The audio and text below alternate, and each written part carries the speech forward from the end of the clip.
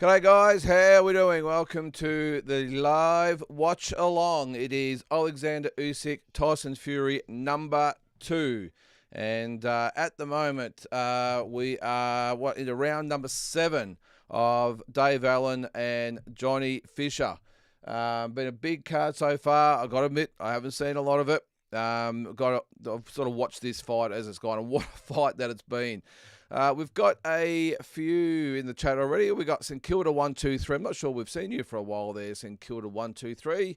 What do you got there? Morning. I see all the fights have gone the distance so far. In for a long morning. You're telling me, St Kilda. I'll go through the results in a minute. David Jenkins, how are you, Damien? David. Damien Rochester. Just woke up now, and Fisher and Allen are doing their ring walks at 7 a.m. Great timing, yes. So Dave Allen was paying $9.50. Is that right? That's crazy, isn't it? It's been a great fight so far, though. I was tempted to actually just go live at the start of this one, but I thought I'll just wait until the scheduled time. G'day, Frankie. How are you, mate? All right, so we are 1 minute into round number 7. We'll have a quick look at the results so far as we continue to watch this fight. I'm just going to bring the results over here. All right. So far we've had, and you're right, they've all gone the distance. So we've had Muhammad Alakal with a 6-round decision over Joshua Ocampo. We've had Andrei Novichky with a 10-round decision over Edgar Ramirez. We've had Lee McGregor with a 10-round decision over Isaac Lowe. Peter McGraw with a 10-round decision over Reese Edwards. And Daniel Lapin with a 10-round decision over Dylan Colin. There's Dennis in the chat. How you going there, Dennis? So, as I said, we are, rounds number 7 in the Johnny Fisher, Dave Allen fight. And this is, as I said again, just a barn burner so far. Wow. So, the fights after this, so 3 rounds to go in this one. Then we have Dempsey McKean, Moses Otama. What a fight that'll be. And Sergey Bouchuk, Ismail Davis, and then into the big one, Alexander Usyk, Tyson Fury. So anything you just want to say in the meantime, guys? If you've been watching this, watching the fight so far, give us the heads up. What's it been like? I would have maybe liked to maybe have gotten up. Well, actually not too. It's actually not too bad when you think about it. We've got Dempsey McKean after this, and then Bouchuk. So, and we've had this fight to watch as well. So I think I'm with you. Who was it there? David, was it? Great timing. Yeah, Damien, I think it was. Where was it? Yes, great timing. Wow. Fisher coming back. What a fight this is. So, as I said, guys, anything you want to discuss in the meantime, in the lead up to the big fight, I'll be here for the duration, which will probably be till about lunchtime the way we're going. That's the end of round number 7. Now, one thing I want to ask you guys that have been watching for a little while is, have the fights been continuous? Is there a big gap in the middle? Because what do we had? 1, 2, 3, 4. This is the 5th fight since 2:30 in the morning. It's 5 hours. So that's the case. We might be here for a while. But anyway, Hanoi. I'm just going to move my telecast thing there. Hanoi, do you think Dempsey will win? I hope so, Hanoi. Look, it's going to be a tough one. It really is. I've seen a fair bit of Otama, and he's a good young kid. What's his record there? I can find it. 10-0. Now, look, he hasn't really fought anyone, let's face it. I'm just having a quick look at his record now. Last fight was 38-10. The opponent 25-3, 6-2, 5-6, 10. Well, 10-1 was in there as well. Look, it's going to be a tough one, Hanoi, but I think he can do it. You're on this stage. Of course, you can do it, but yeah, I'm probably more hoping than expecting Hanoi, if I'm being honest. As we go into round number 8. So, Damien, can you see a stoppage in the main? No.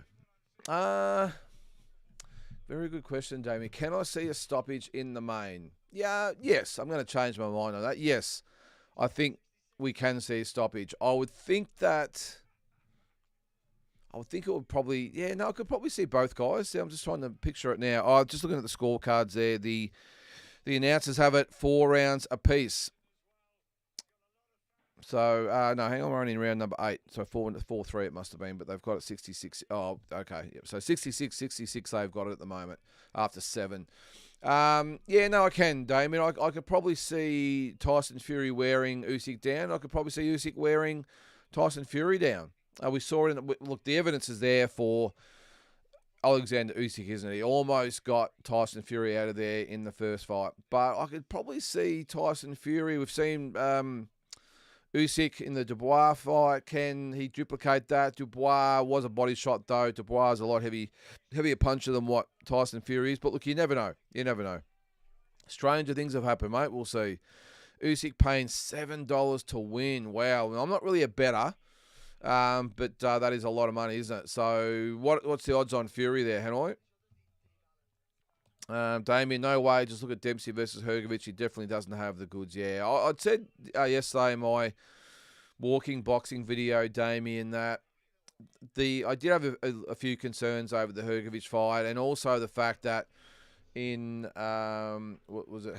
What's his name? Otoma's last fight. Was it his last fight? It might have been the one before that. I think I did say it was his last fight, but it was Garber. I think I might have called it Garben.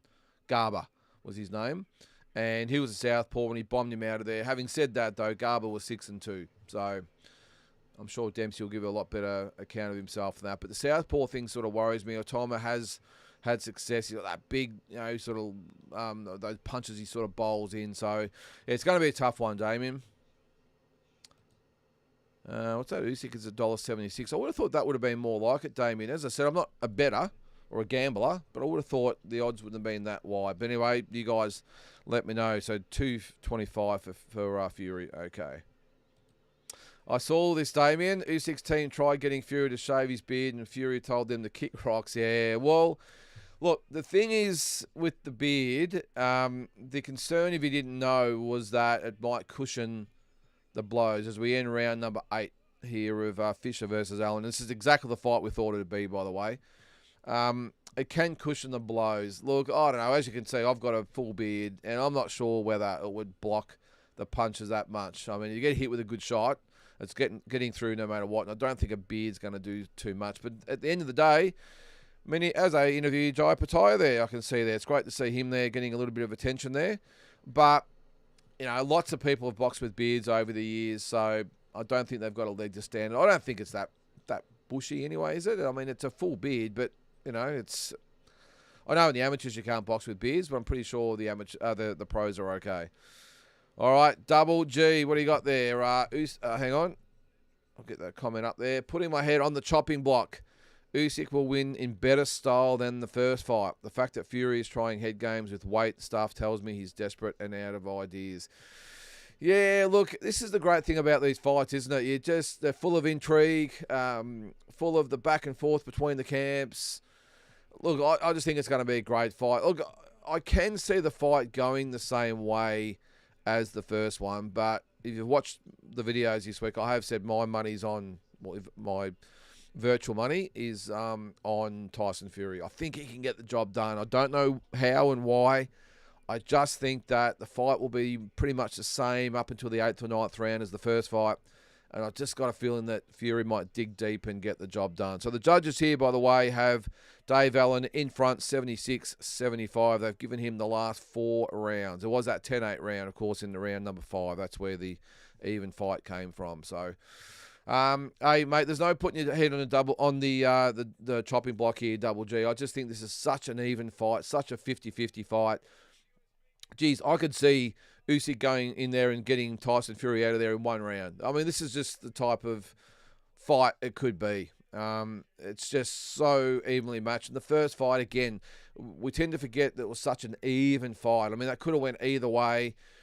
If the 10-8 round wasn't in round number 9, it would have actually been a draw. So that tells you how close this fight was. It was 115-112 for Usyk and 114-113 for Usyk and 114-113 for Fury last time. So that's how close it was. Hanoi, saw it on Facebook feed on PointsBet, but didn't see if it was for certain or not. Yeah, mate, I'm the wrong person to talk to about betting. I don't know how it works. I see people talking about the unders and overs. I would not have a clue. Dennis. Fury weighing in pretty heavy, looking to smash through Usyk early. Well, look, it could be the case, Dennis. It's hard to say. I got no idea. Now, again, I've said that I think it's to put a lot more weight onto Usyk and to try and drain him maybe, because Usyk can gas as well. Don't worry about that. It's to lean on him and tire him down and whatever and put that large frame on Usyk's much smaller frame. But the problem is if Usyk doesn't stand there with him, which he doesn't normally do. Usyk doesn't sort of tend to trade with the bigger guys until sort of later in the fight when the heat's gone out of it. Maybe they've just started to wind down a little bit. So, yeah, look, it's just, again, it's fascinating, isn't it? Damien, why is Jai travelling all over the place when he has the toughest fight in his career in a few weeks? I've got to say, Damien, I did ask the question myself as we're into the last 10 seconds of round number 9 here with Fisher and Allen. Yeah, I must admit, mate, what are we, 2 weeks away? Is that right? 2 weeks away. What's the date today? 22nd here in Australia, so not 17 days, so two and a half weeks. I understand they've got to do the promotion, Damien. They've got to get his profile out there, and I understand that, but do that on another show. I cannot understand the logic of a long-haul flight, 2.5 weeks, when you don't have to travel. You don't have to travel. This is what happens sometimes. You go over to these countries and they're long flights, and it's a lot of traveling, a lot of stress on the body. Why you would voluntarily do it 2.5 weeks before your fight, I don't understand it, Damien. I really don't. Look, they know best, but there's no way. I know what it's like, and I'm sure a lot of you out there know as well, these long-haul flights, what that can do, and the change of body clocks and all that sort of stuff could take you a week to recover if you're not really used to it. I know Jai is, but still, whether you're used to it or not, still that your body having to adjust and the sleep deprivation, all that sort of stuff. I know he would have flown first class. I get that, but it doesn't matter. It still knocks you around, and I don't get it as well there, Damien. Hanoi seems he wants to overpower him like Wilder. Yeah, but just different fighters, aren't they, though, Hanoi? Just totally different fighters, and I'm just not sure whether it's a wise move. Look, he's got to try something.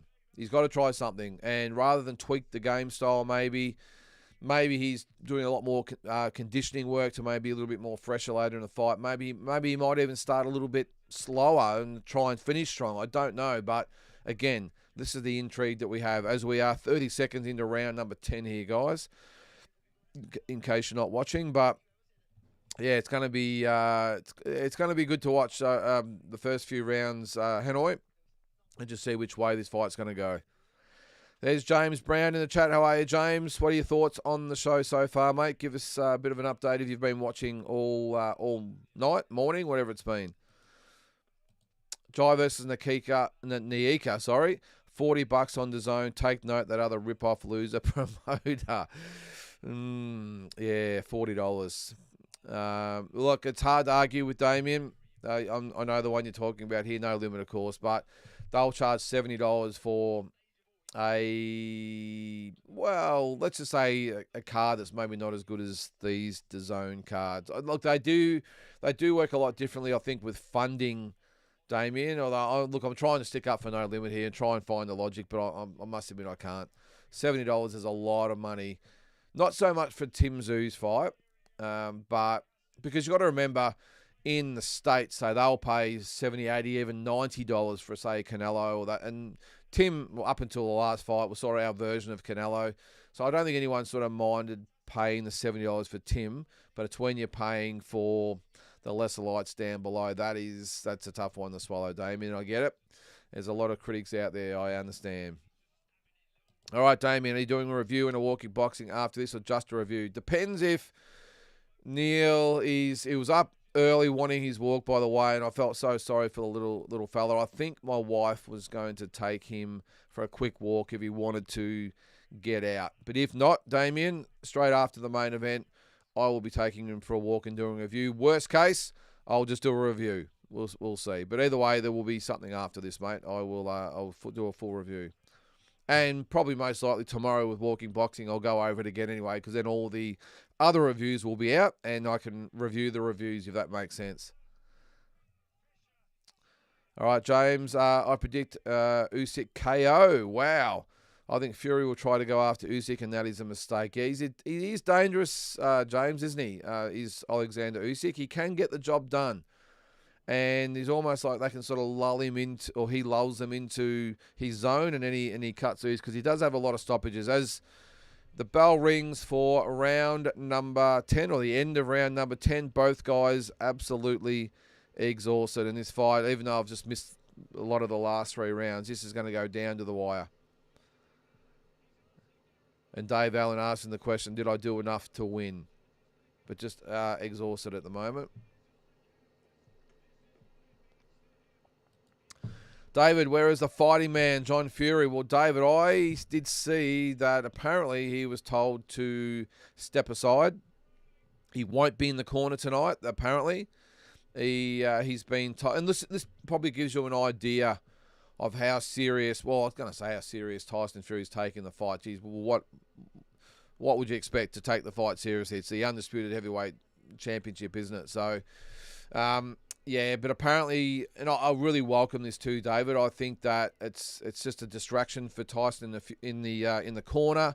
This insistence to talk over Sugar Hill and this sort of stuff, I don't understand it. He should have been kicked to the curb a long time ago, David. There should have been a line drawn from Tyson to say, Dave, step aside. Because, look, it's been good. And I think this time, Tyson Fury realises he needs, if he's going to win this fight, he needs absolutely everything to go his way. And that comes right down to his dad being out of the spotlight, not even being around the hotel. Apparently, he's barely been seen. And Tyson just, and maybe even with the beard thing, maybe he just feels comfortable with the beard. He does have a beard outside of when he fights. Maybe he just feels a little bit more like himself with the beard. I don't know. That he's looking for all these 1% and 2%ers to give him every possible chance to win. And that's what you've got to do. Massive stakes. Massive stakes in this fight. So you can't begrudge him.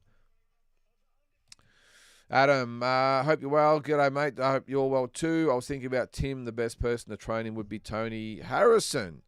Wow, that's one from left field there. Adam, a former opponent and a KO victim to train Tim. Oh, look, I'm with you, Adam. I think he does need a change. I'm not sure it's Tony Harrison, but that's a good suggestion. I would like to see him. Actually, I'm not quite sure who to see him with, if I'm being honest. I don't know, but I just think he's in the stage of his career where maybe he needs to get out of his comfort zone. I know Uncle Igor has been great, but at what point does it end as far as how far he can take him? As we just go to the decision here, guys. This is Dave Allen, Johnny Fisher. Let's see. Split decision.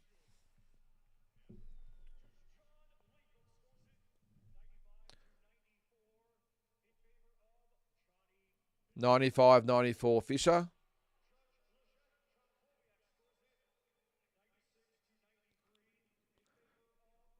$96.93 Dave Allen. $95.94.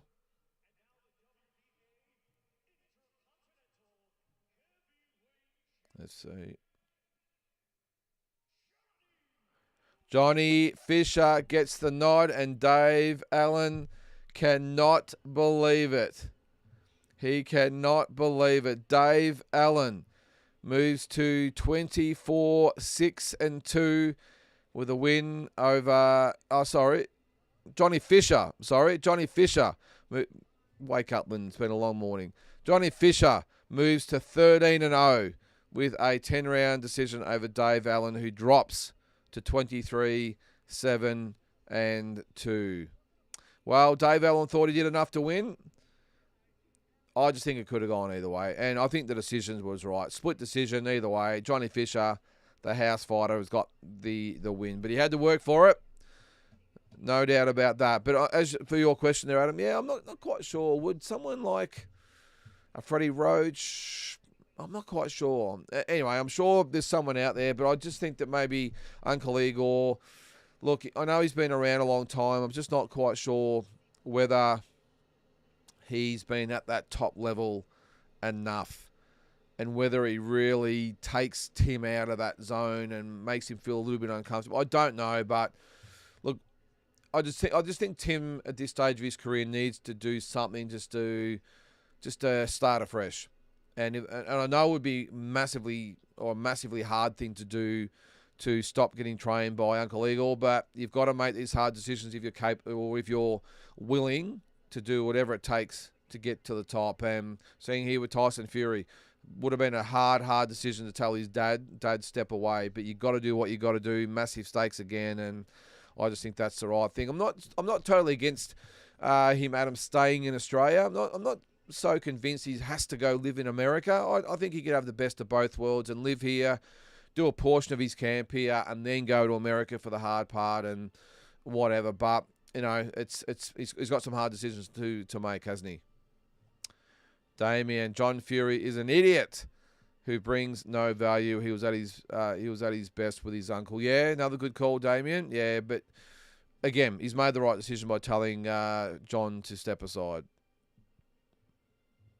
Defensive reasons, yeah. Well, he does need some help with his defence, does Tim, Adam. He's been... Look, I don't know whether it's just me, whether it's Tim maybe...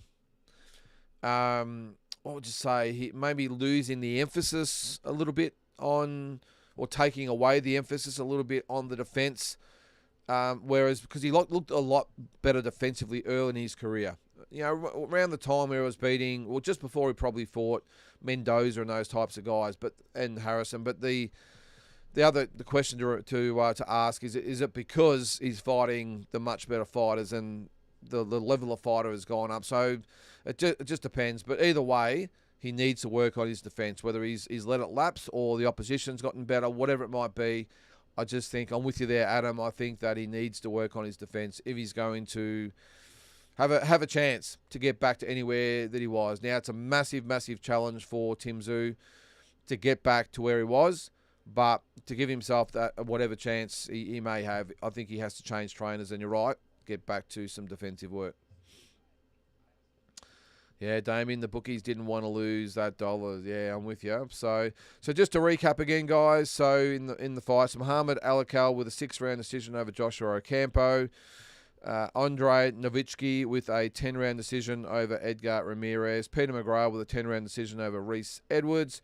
Daniel Lapin with a 10-round decision over Dylan Colin. And we've just seen Johnny Fisher with a 10-round decision over David Allen in let's say just a touch and go fight. Johnny Lewis to train Tszyu. No, I don't think so, James. I think that Johnny's just too old at this stage. I mean, he's in his mid-80s, I think. So, no, I don't think so. Is there anyone in Australia that could train him? I'm not sure. Look, there's a lot of different trainers out there, but what you got to look at, there might be a trainer that is an awesome trainer, has had massive success, but they have to be able to click. Like if he went with someone, let's just say it's Freddie Roach, just an example. Now, I'm not sure Freddie would clash with anyone, but let's just say Tim went to Freddie and it just didn't work. Of course, Manny went to Freddie and everything just went together. The whole thing worked like clockwork. It was fantastic. But other fighters have gone to Freddie. I think Amir Khan was one. It just hasn't worked for whatever reason. You've got to get that right trainer. So I'm not quite sure who it would be. I'd have to have a bit more of a think about it. There's some great trainers out there, though, isn't there? So... look, in Australia, maybe could it be Angelo Hyder? I don't know. Someone like that, I don't know. But in my humble opinion, I think he needs a change. Damien, I can't wait for the February 22nd card, but damn, I want to watch every single fight, and we'll be starting at 2:30. Yeah, well, let's have a quick look at that card. I mean, it is probably the best card, I'm probably thinking. What do you guys reckon? That we've seen in the Riyadh season. I'm just going to put up the card. And we're starting the ring walks. Here we go. Awesome. Oh, this is Ismail Davis and Sergey Bouchuk. So does that mean that Dempsey McKean is the semi-main? Wow, that's amazing if that's the case. All right, we'll type in one of the fighters' names. We'll bring up the card. All right, where is it? The event. As Ismail Davis makes his ring walk. So, of course, we've got Better Beev and Bivol as the main event. Well, that in itself is worth getting up at 2:30 if it was the case there, Damien. So Daniel Dubois, Joseph Parker, wow. Then we've got Carlos Adames, Hamza Shiraz, Virgil Ortiz Jr., Israel Madrimov, Shakur Stevenson, Floyd Schofield, Zile Zhang, Ajit Kabayel, and Joshua Bawatsi and Callum Smith. We have 1, 2, 3, 4, 5, 6, 7, 12 rounders. Wow. Geez. That is... What's what we got there? Boxing is a disgrace, David. Is that because of the last result? Wow. All right. So, geez, that's a tough one. I'm hoping in order there, guys. It's going to be, of course, Better Beev and Bivol, Dubois, Parker, definitely Ortiz and Madrimov, and Zhang versus Kabayel. I could almost do with it if I had to pick 3 maybe to drop off there. I would probably say Adames, Shiraz, as hard as that would be. Stevenson, Schofield, great fight, but let's face it, it's not going to be Hagler Hearns, is it? And Bawatsi Smith, I could do without that one as well. But all title fights. So Bawatsi and Smith is for the WBO interim light heavyweight title. Zhang and Kabayel is for the WBC interim heavyweight title. Stevenson, Schofield for the WBC lightweight title. Ortiz Madrimov for the WBC interim 154-pound title. Adames Shiraz for the WBC middleweight title. Dubois Parkers for the IBF heavyweight title. And Better Beev and Bivol for all the belts. Wow. So that's February 22nd, 23rd here in Australia. Wow. That is nuts. That's going to be my wife's birthday too, the 23rd of February. So that's going to be a long, long day. All right, so we have Sergey Bouchuk on his way to the ring.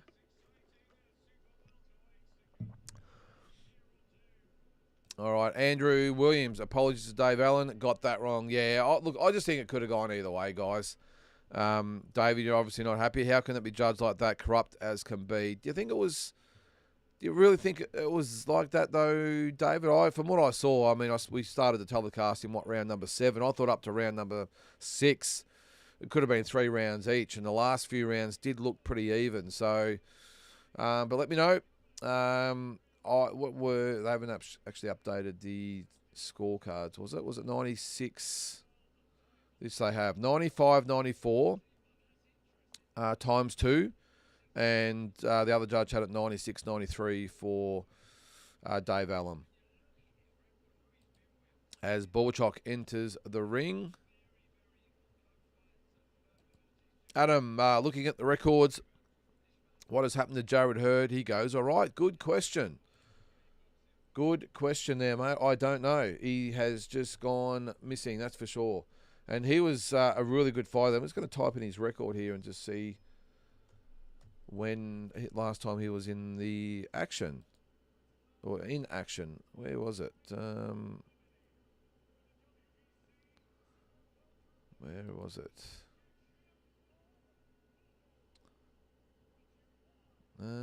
Jared Hurd, there you go.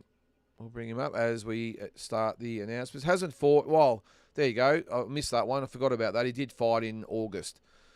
He beat TYSON Rosario.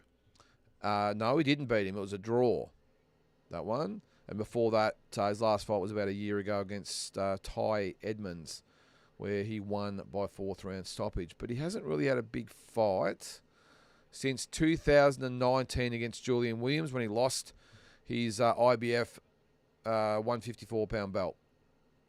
Then he fought once in 2020, once in 2021, didn't fight at all in 2022, had 2 fights in 23, and just the 1 fight in 24. Yeah, it's a shame, isn't it? He was looking the goods there for a while. What's his record? 25-3-1. He lost back-to-back fights, though, didn't he? Luis Arias and Jose Resendez.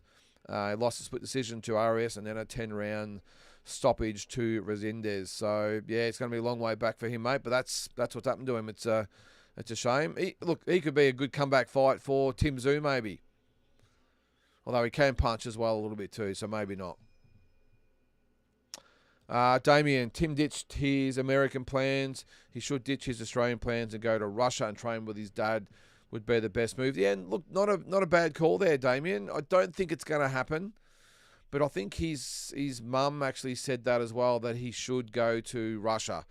Maybe not so much to train with his dad. I'm not quite sure that would work out, but maybe but maybe his dad could have some input, but I'm not quite sure they have the relationship that I think apparently they part heads a little bit from what I've heard. But yeah, it's not a bad call there, Damien, to maybe go to Russia, do his camps there, and get back to his roots there. I don't know. Well, when I say roots, he's obviously born and bred in Australia. He's 100% an Aussie. He's never sort of lived in Russia as far as I know. So, but yeah, not a bad call there, mate. All right, so introducing the fighters there. Sergey Bouchuk, 24-2, 23 knockouts. So this should be a very good fight. And his opponent is Ismail Davis. He's 13-1 with 6 knockouts. So not so much a puncher. His one loss was in his last fight to Josh Kelly when he dropped a 12-round decision. Now, is this for a belt? I'm not sure. I don't know. It's not. Not for a belt. He's trained by Manny. What's his name? Met him in America at the Legends Gym. What is his name? Manny's his first name. But a Mexican-American trainer training a Ukrainian. So it can be done. All right, so we're about to go into round number 1. Sergey Bouchuk and Ismail Davis. Just quickly, guys, did anyone see the footage of Tazzy Brown last night? I haven't heard from him yet. If you didn't see it, it was caught on boxing as we go into round number 1 here of 12, I think it is. Yes, 12. I've sent him a message. Let's hope he sees it. He got up on the stage as they were interviewing Teddy Atlas in the background, lost his step, and straight off the stage. It was pretty funny. Well, funny for us watching it. Would have been so funny for him, but it was good though. He did own it. I think it's going to go viral. This thing. If you haven't seen it, check it out. I can't remember what. I think it was boxing scene. I think it was, but or fight scene or something. But wow, it was pretty funny. So into round 1, and Bouchuk coming forward. Fisher being nice and busy going to the head and body. Let's see how long he can keep this up.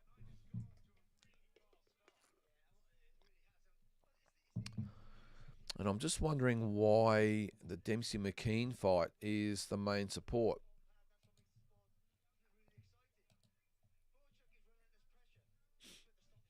I'm just going to look on. Where are we? I'll go to Ozbox Central and see if they've got any updates for us.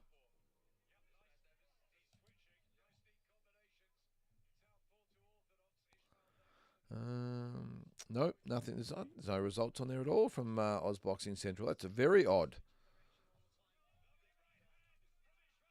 That was a good left hand from Davis there. Definitely caught Bouchuk's attention there. Bouchuk coming forward. He can be open to punches, can Bouchuk. He comes forward and can leave himself open. And Davis, he looks good so far. Nice jab to the head, jab to the body. Nice left hook, right hand. And it was a right hand, sorry, that got him before. I think I might have said a left hand, sorry. I'm still, I haven't had a coffee yet this morning.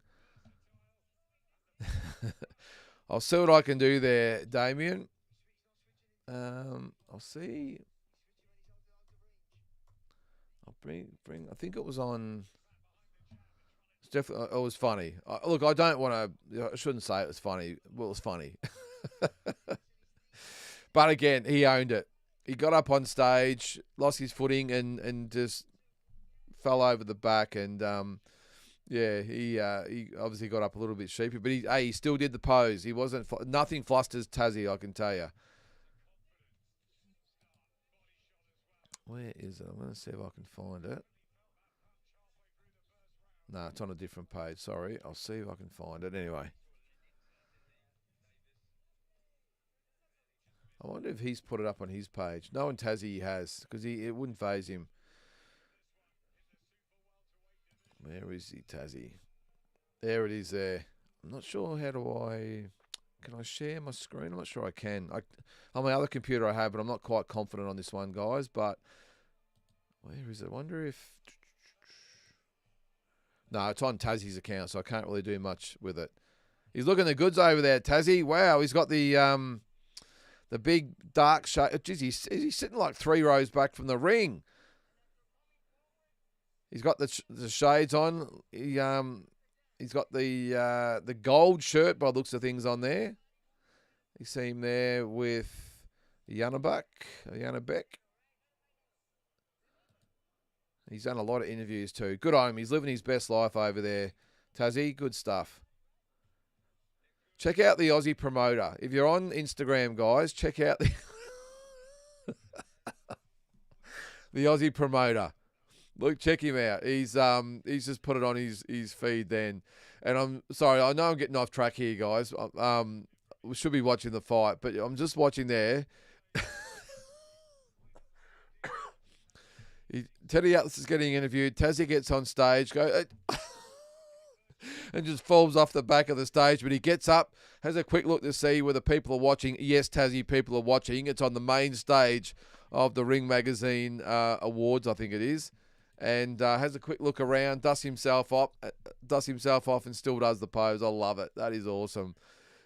Yeah, that's funny. Anyway, sorry, I'll get back on track here, guys. We're a minute into round number 2. Wow, that is funny. All right, sorry. Where are we? What is it? Flash Wilson. How are you, mate? Who wins Nikita Zoo, Brock, or Nikita or Zarafa? Sorry, hang on. Who wins Nikita versus Brock or Nikita versus Zarafa? Okay. I thoroughly enjoyed watching your recent ventures to the States. That was awesome. And Merry Christmas to you and yours. Thanks very much, Flash. I really appreciate that, mate. It wasn't the most exciting for non sort of boxing fans, unless if you're a boxing fan, it wasn't for you. I understand that, Flash, but I had a lot of people. Hang on, is that Tassie texting me now? Hang on, I've just lost the feed there. Where is he? Hang on, he's just texted me. His ears are burning. He wouldn't be watching the stream, would he? Surely not. Hang on, he's walking. Hang on, there he is walking into. There he is. Walking into the fights. Hang on, I'll get that right there. Actually, I'll be able to put it on here, won't I? There's Tassie. Look at the goods there. Doing the red carpet walk. Now, I'll be able to show you here, guys. I'm pretty sure I can get away with it. Hang on. Hang on, we'll see if we can watch it again. See, he gets up there. I'll see if I can watch. There he is. Watch it again here. Whoop! There he goes. And you watch. He gets up here. Has a quick look. Yep, it's all good. I'll shake myself off. Yep. All right.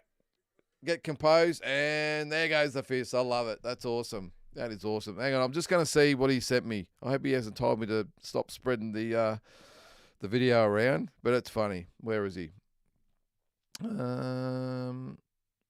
Okay. I did say. All right. No, I did get a notification to say it sent me a message. Okay, maybe not. But check it out. There you go. It is funny. Well, it's funny for us. But anyway, I just thought it was a pisser. Anyway. I better get the feedback up, didn't I? This is supposed to be a watch-along, guys, but it is advertised as the main event, not the undercard. So we can sort of go back and forth with this anyway. I think I've just upset all my lighting there, have I? Yeah, I think. Putting my phone up there, but it's pretty funny. All right, sorry, Flash. Sorry, we've gotten off the track here. Who wins Nikita and Brock? Okay. I think that in between rounds here, by the way, guys, I think that Brock is a very, very good chance of beating Nikita. I'm a big rat for Nikita, but he's in. Did I miss a knockdown there when I did that? Hang on. Let's get back to that. Left hook to the chin. Down goes Davis. I missed the knockdown. I apologise there, guys.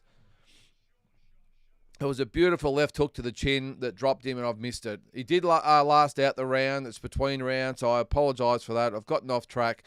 but you had to watch that. But yeah, I think Brock is a big chance of beating Nikita Flash unless Nikita tidies some stuff up. He gets hit far too much and can be rocked, and Brock can punch. And he's got very, very good skills. And even though we didn't see a lot in the Adrian Rodriguez fight, I saw enough to suggest that if Nikita doesn't work on a few things, then Brock can get the job done. I really believe that. As for Nikita versus Zerafa, I'm still going to back Nikita now with a caveat with that, Flash. I think if it's just them fighting, I think Nikita gets the job done pretty comfortably, if I'm being honest. However, again, Nikita has shown he can be hit. We're into round 3 here, guys. 30 seconds in and Bouchuk coming forward. Davis looks like he has recovered somewhat. He's on the back foot at the moment. Switching between orthodox and southpaw a fair bit too. The worry I have with Nikita against Zerafa, Flash, is that if Zerafa does nail Nikita, which he's very capable of doing, and Nikita has shown he can be rocked. I mean, he was rocked by Danilo Creati, if you can believe that, who's probably one of the lightest punches I've ever seen ever, and he was rocked badly by him. And then we've had Koa Mazudia, who's a really good, tough fighter, but very limited. He was able to rock Nikita. Jack Brubaker, a few others have really rocked Nikita. Ben Horn's another one. Not big punchers or world-class fighters. So Rafa, if he gets Nikita hurt, can get him out of there. Michael Zerafa is a very good finisher. That's where I'm at with that. So unless Nikita gets nailed, I think he can. I won't say make easy work of Michael, because Michael's obviously a world-class fighter. But yeah, I'm going to put my money on Nikita.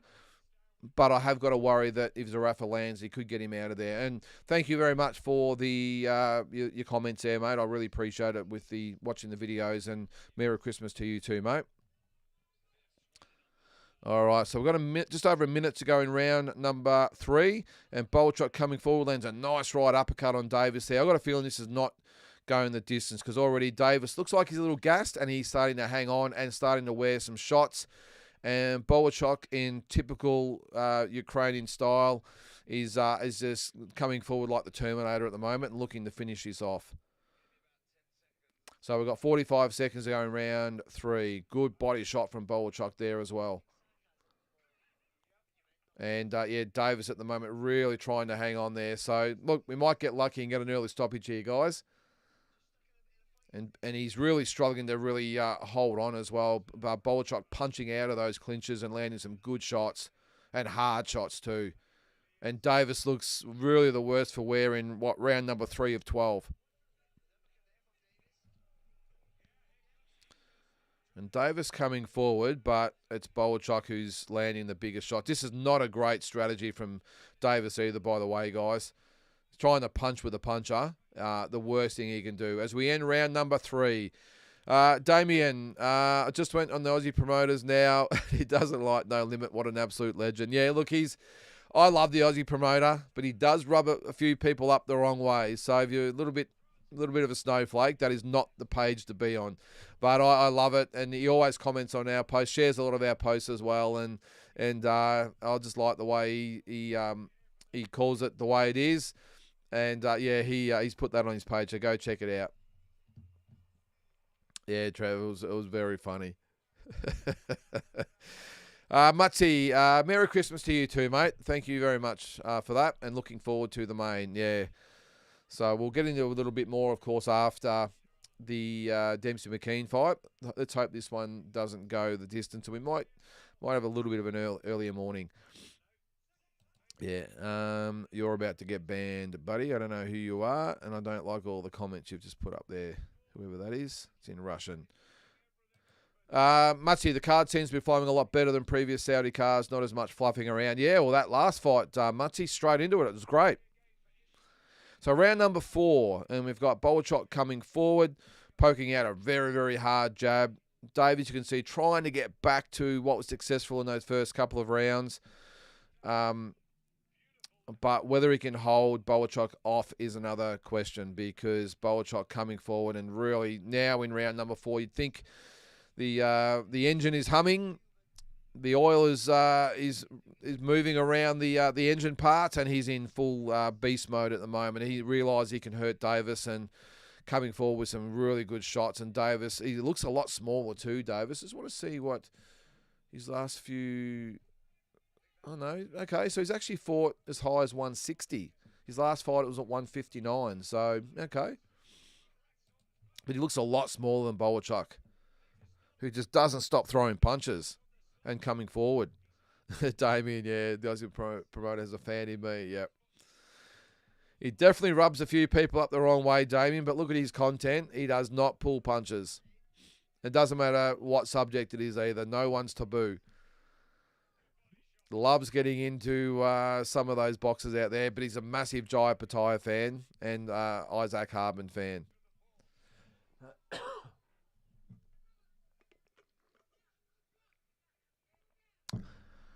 All right, so 1 minute 15 to go in round number 4.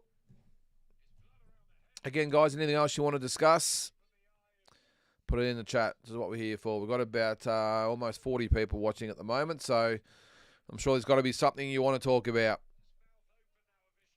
Yeah, the commentator just mentioned that Davis's mouth is wide open at the moment. I'm going to put that... I need something else to put this on. It's a little bit low, my screen. Because I'm actually on my phone. I've got another screen, but for some reason... The screen, if it's with the stream on the screen, if that makes sense, is always about an extra 20 seconds behind the actual phone. So I don't know how it all works, but technology. Good point, James. They never seem to have any KOs. That's because all the fights are so evenly matched. But geez, that February 22nd fight, if that starts at, say, 2:30, 3 o'clock, we'll be here till lunchtime with that. And I don't think I'd mind, because every single fight on that card is a ripper. Yeah, Muchie, his work rate is very, very impressive.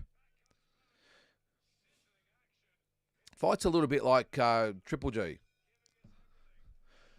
Excuse me, guys. I've just got a bit of a cough there this morning. He fights a little bit like Triple G, but... obviously, just a couple of levels below Triple G as far as overall technique goes. So they show Tyson Fury getting wrapped. The crowd goes up. And I would think he'd probably be on about 10 o'clock this morning. I'm pretty sure the ring walk was supposed to be about 9 o'clock. But Dempsey fight is 10. Okay. Fury going off at Usyk after the stare down. Usyk cold as ice. Fury too emotional.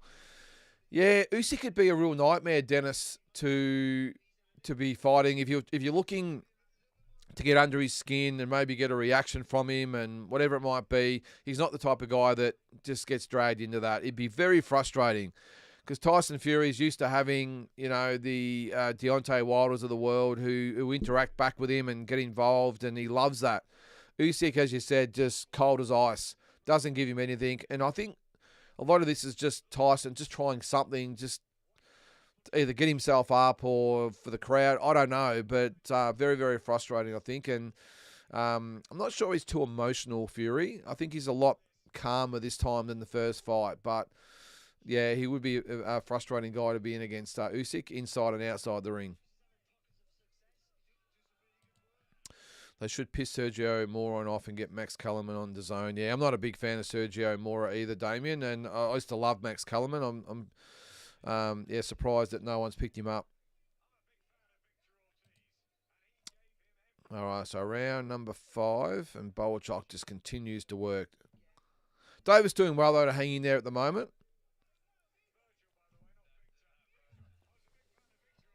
But I'm not liking this strategy of trying to fight with Bouchuk,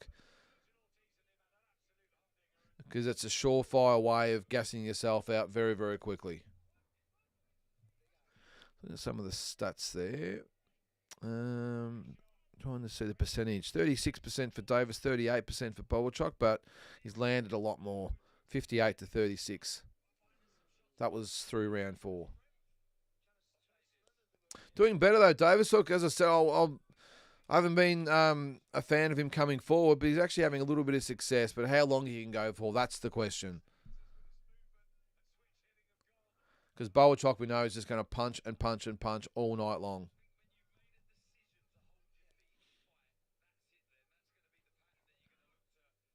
So we're in round number 5, a minute to go.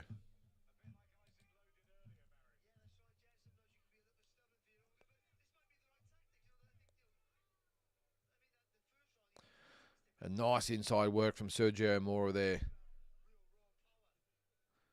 And Davis, as good as he's sort of giving back at the moment, does still look gas to me. And his punches don't really have any zip at all at the moment. So he's coming forward though, Davis. But it's Bouchuk landing the bigger punches. There's Bouchuk, isn't it? Not Bouchuk. We'll call him Bouchuk, which just sounds a bit odd to me, calling him a Bouchuk.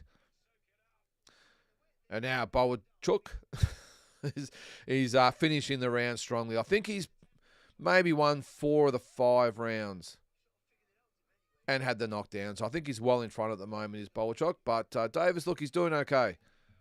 And he was a late replacement as well. What's it been, 2 or 3 weeks? And when was that last fight that he had? As we end round 5. So his last fight was in September. So he should be fight ready anyway, you would think. Now, where's Tassie Brown there in the crowd?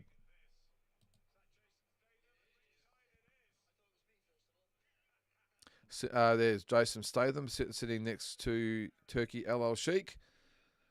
Everyone's favourite promoter.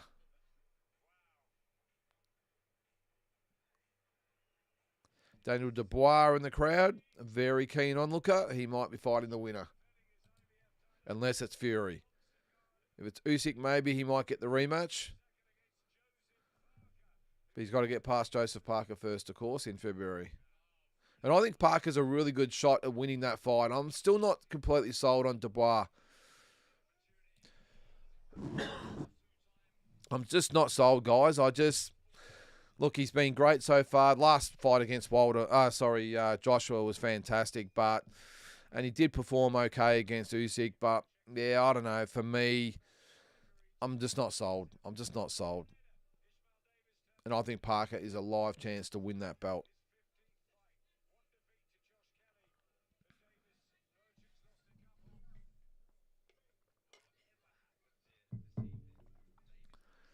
So round 6, 30 seconds in. And the judges have it, as I've got it to, 49-45. Yeah, Mutsy, I'm with you there, mate. I reckon Parker will give him all sorts of trouble too. I really do. Got to remember, Parker is a former world champion as well, a WBO champion. Beat Andy Ruiz.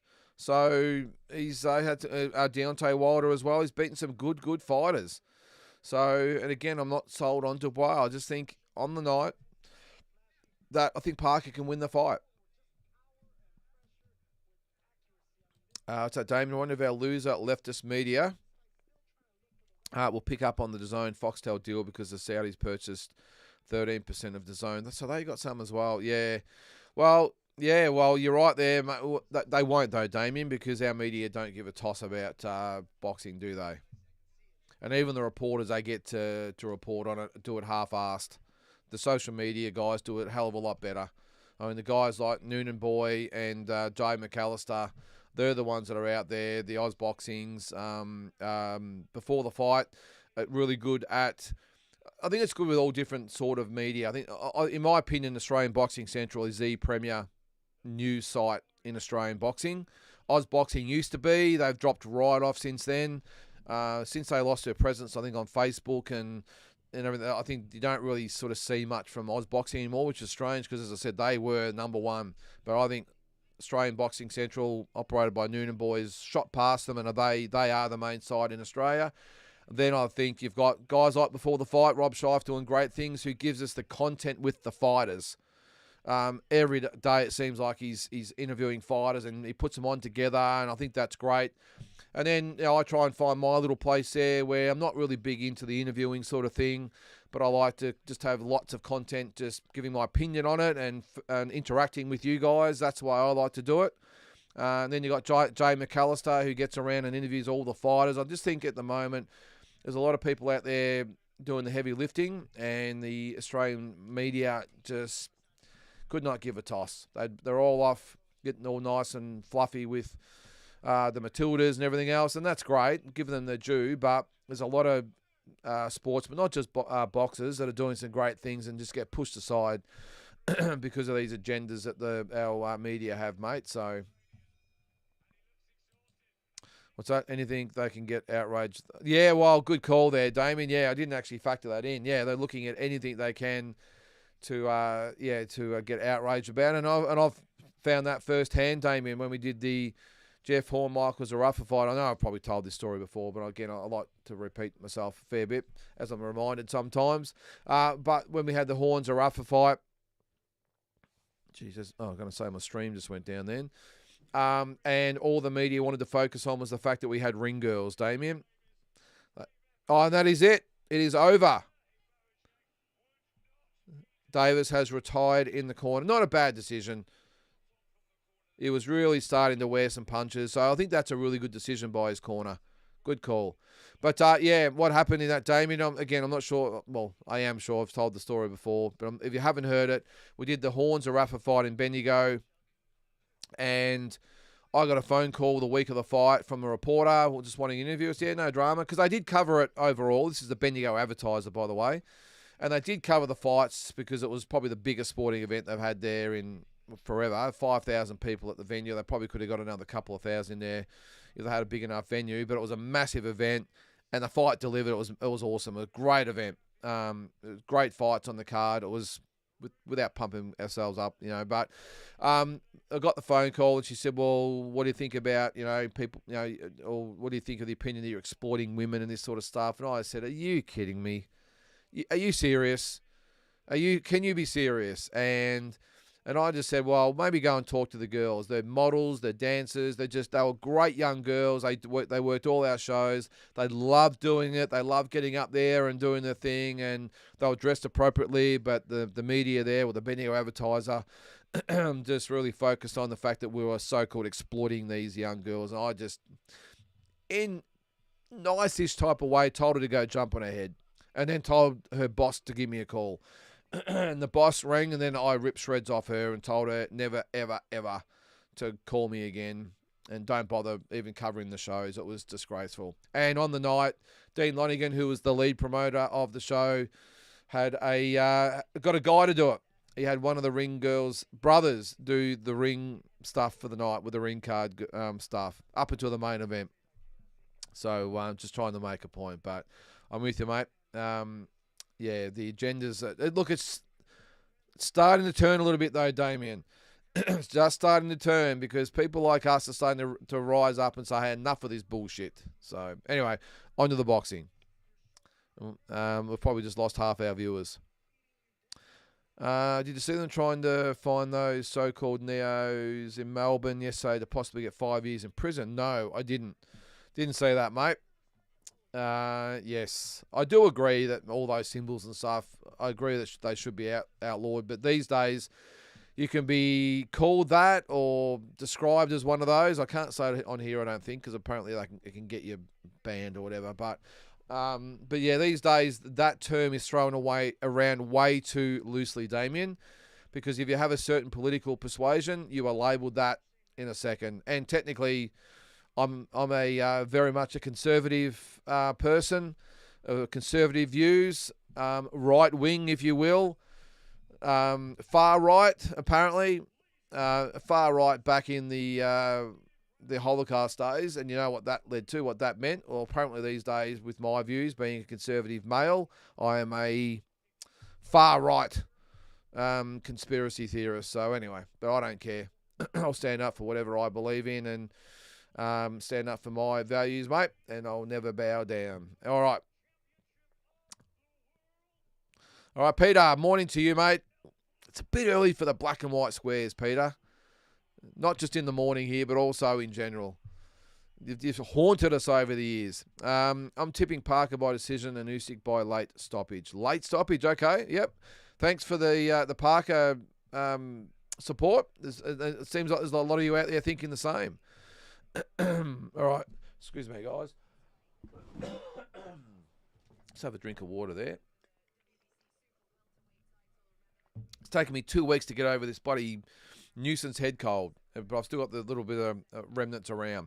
All right, what's that? Are you serious? Women that want those jobs love it. It's always the fat lesbian walruses that say this shit. Yeah, well, the reporter that rang me, I didn't actually see her, but I knew who the boss was. And yes, they always look the same, Damien, don't they?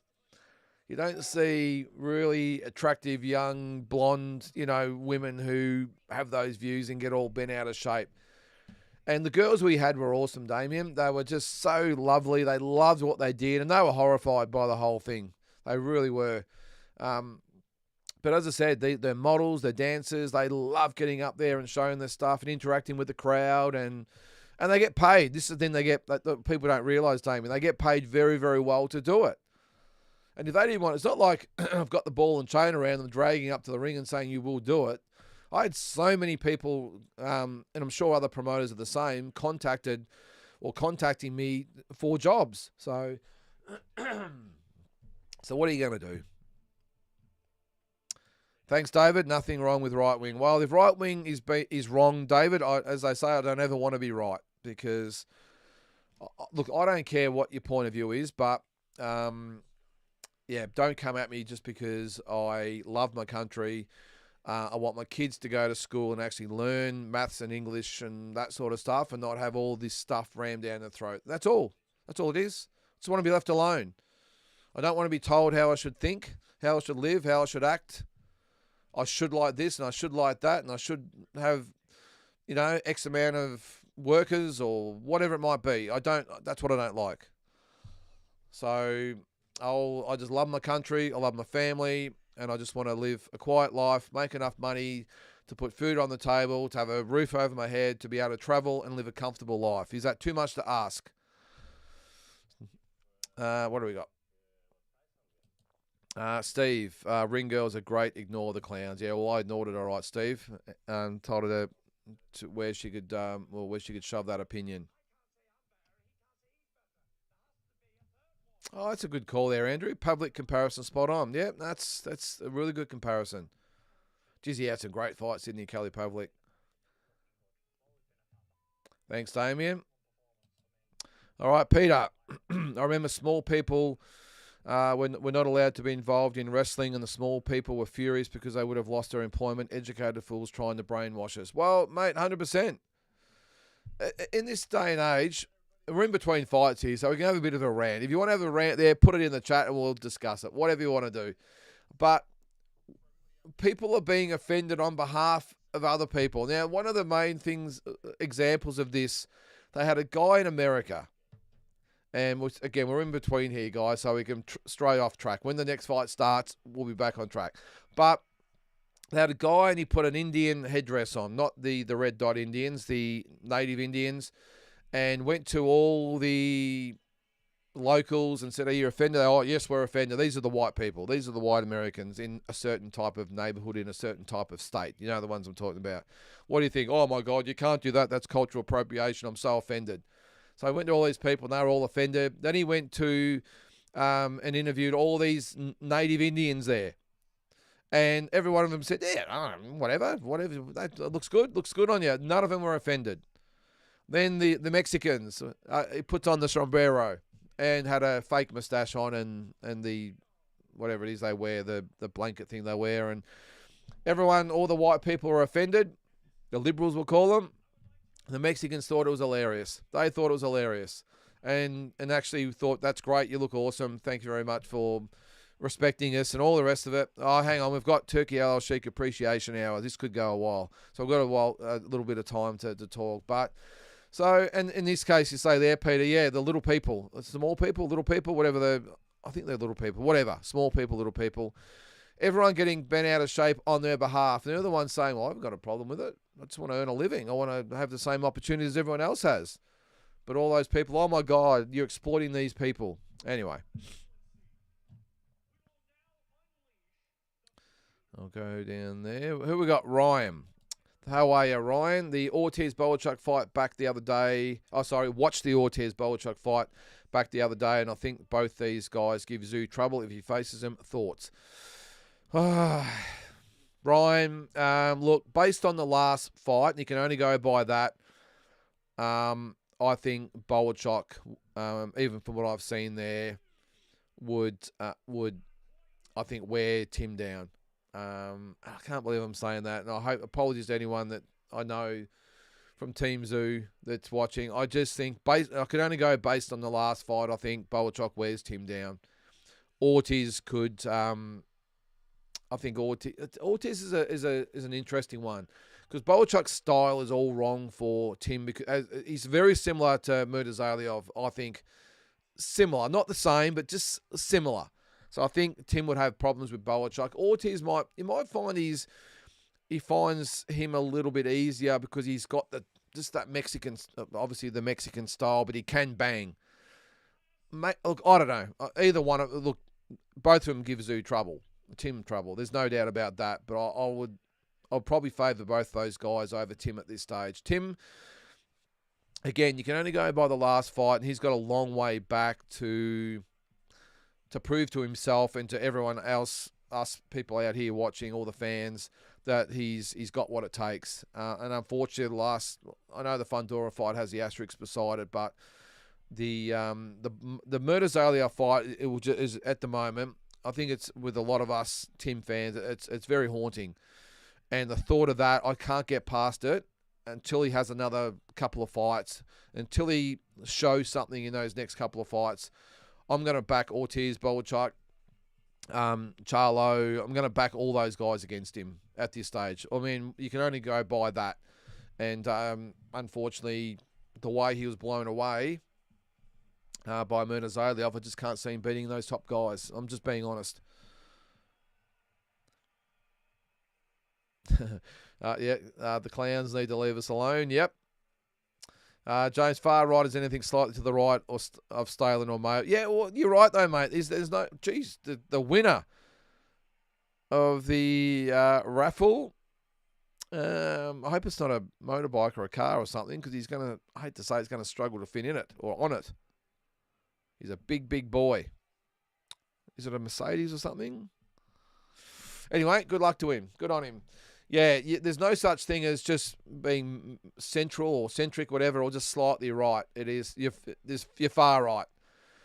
If as I said, if you stand up and say, hand on heart, I love my country and I want what's best for it, then you are far right. So wake up to yourself if you're far right.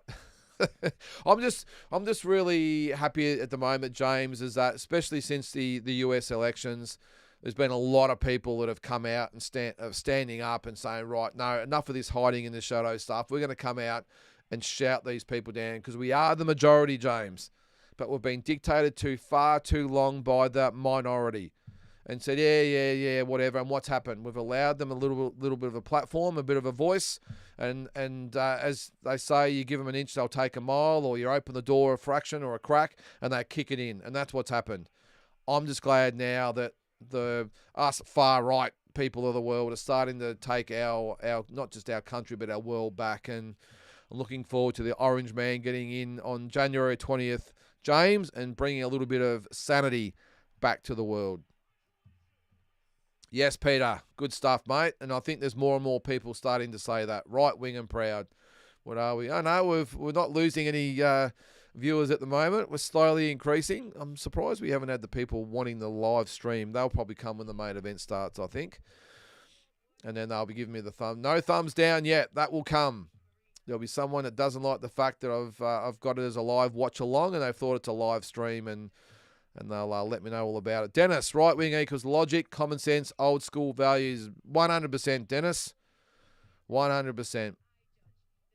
I mean, to the point these days where if you fly the Australian flag, you know, this whole far right thing, and a great example of the wheel slightly turning there, guys, is in I'm not sure it was just Victoria, it might have been Australia wide, the hotel chain, 200. This hotel chain or this conglomerate, whatever they are, this company owned 200 licensed premises here in Australia, and they released a statement saying they weren't going to celebrate Australia Day. Wow.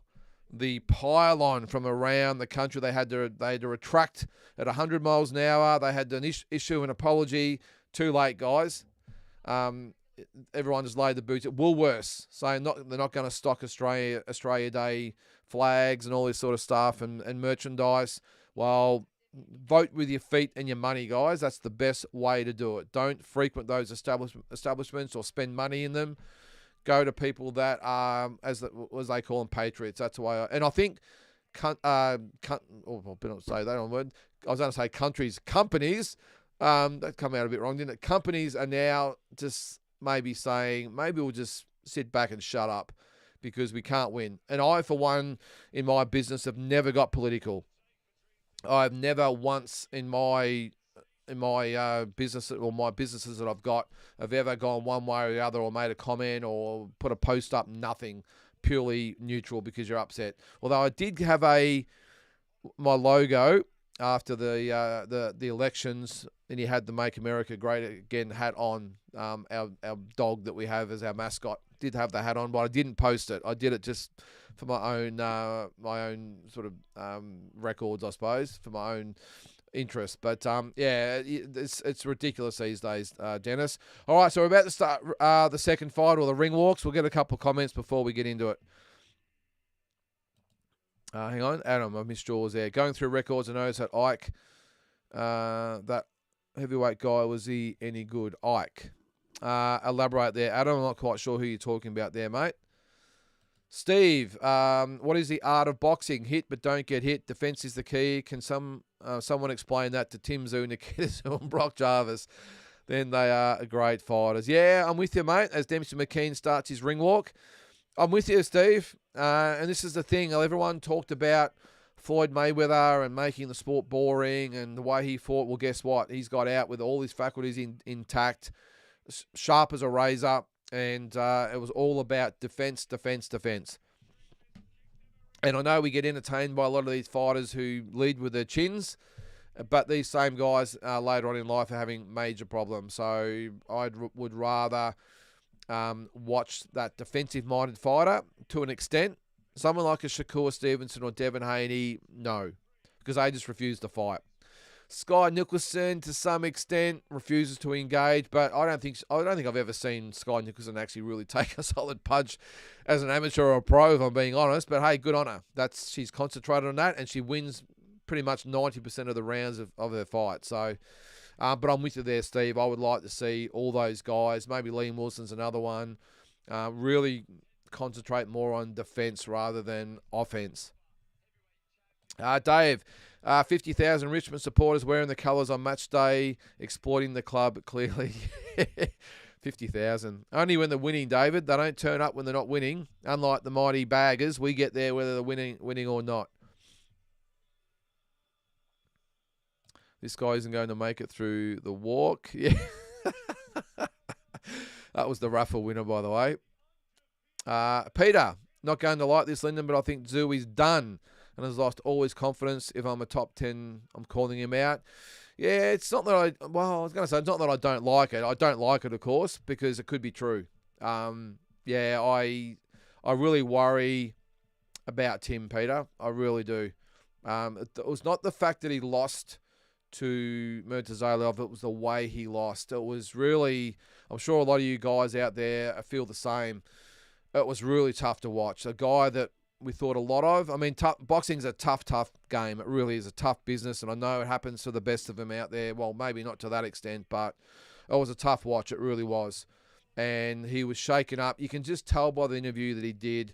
He's still struggling to get over that, and it will take him a long time, which is why I've been very vocal about not fighting Michael Zarafa straight up. And it's not that I don't think he beats Michael Zarafa easily. It's the mindset. And I just think if he goes in with a bit of a shaky mindset, it gives Michael Zarafa a lot better chance to win. I think if Tim is on his game, I struggle to see Michael being competitive, if I'm being honest. And no disrespect to Michael, because he's putting his hand up saying, I want that fight. So good on him. I just think the Tim Tszyu prior to the last fight, I think, would make easy work of Michael. I still would like to see the fight, but I think he wins the fight pretty easily. But the mindset after that Murtazaliev fight, he needs a couple of really easy kills. He really does. But then do we have the opposite effect where then he feels he's back to where he was and the chest gets puffed out and he feels like Superman again and then goes in and maybe the same thing happens again? I don't know, but it's a tough road back, Peter. I think that's all I can say, mate. It's going to be a long way back for Tim. I hope he can do it, but I got my doubts if I'm being honest, mate. I'm with you there. So, what's that, James? Can he walk far enough to get to the new car? Tim called me yesterday. Could I get in shape, lose the 40 kilos by February 25? Oh, it's only won a monkey bike. Okay, what's a monkey bike? Yes, James, we need to show strength through moral conviction. Just tell these guys or these people to sit down and shut up and get back in the box. That's probably the best way to do it, James. You're offended, and what do you want me to do about it? Not my problem. It's your choice to be offended, not mine. I can say whatever I want. It's a free country. The one thing I have learned over the journey, though, James, is my key point that I live my life by. I do not argue with people that have different views. You cannot win. No matter what you say to them will change your mind or their mind, or no matter what they say will change your mind. So just, especially on Christmas Day, guys, sure there's going to be a lot of talk around the Christmas table about the elections and everything going on out there, what's just happened. My advice is just eat your turkey and have a beer and don't get involved, or else it could get a little bit ugly, especially if it's a family member that you don't necessarily eye to eye with politically, because it's not worth it. Let me just say that. But as far as anyone else saying, oh, I'm offended, you can't say that, well, big deal. I can say whatever the hell I want. It's up to you whether you're offended or not. That's the way I roll these days, guys. The Australian Venue Co. That's them. Melbourne is the home of the left and the woke. How embarrassing. It is not the state I remember, Peter. Maybe because when I was younger, I didn't even take any notice of this sort of stuff and didn't pay as many taxes as I do now. But I'm with you, mate. Melbourne is just a shell of what it used to be, mate. And they can put all this shit out there about how much of these big events they have and how much it brings in. Doesn't matter. The people of the state are hurting, mate, and it is a joke, this state. All right, we're going to ban you too, mate. I'm not having people putting these streams on. Yes, thanks, Damien. I've just banned him. Did I ban him? Yeah, banned. Well, he should be banned. Can I ban him? Yes, I want to ban him. Yes, he's gone. Don't spam the chat, guys. Sorry, Adam. Yeah, okay. Yeah, I haven't seen a lot of him, if I'm being honest, Adam. I'll have to look at a little bit more footage of him. I'm not sure which one you're thinking of. I'm going to look him up. Not sure how McKean got on the co-main when he lost his last fight by stoppage. I don't know, mate. It's a non-title fight. I don't know. Clearly can't say what you want in this country. Just watch the news. I don't watch the news, mate.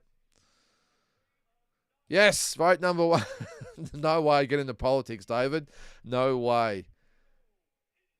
But I've got to say, before we get into this fight, the one reason I am a fan of Trump, by the way, and yes, I am a fan of Trump, okay? Hang on, I'll watch the views go down as we go. Purely and solely because he's a businessman, not a politician. Or purely and solely because he's not a politician. That's why I like him. Every single politician, whether it's on the right side of your politics or not, they're all the same. All just blah, blah, blah, blah, blah, and the photo ops and that sort of stuff. I hate it. And that's why I took to Trump in the first place, because whatever you think of him personally and I don't care. He's not a politician, and that's all that matters to me. I think we lack the depth of knowledge in our gyms. This is for the defence. Just the instructions here too, guys. We'll get into the fight in a sec. The Americans have all the trainers with the regional historical defensive techniques handed down generations. What do you think? Yeah, I'm with you, mate. Maybe I just don't think we have the depth of trainers here, mate. Yeah, I do agree with that. I don't think we've had some great trainers, but we just don't have the depth of trainers and the knowledge, and a lot of them mixing with each other. A lot of people just open gyms, and how hard can it be? And they'll open a gym, and they don't give these young fighters enough tutelage when they're young. So, and then when they get as adults, sometimes it's too late.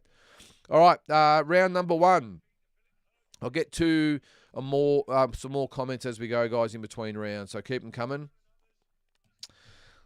So Dempsey McKean coming forward with that really high guard. It's actually, he's almost got the gloves above his head.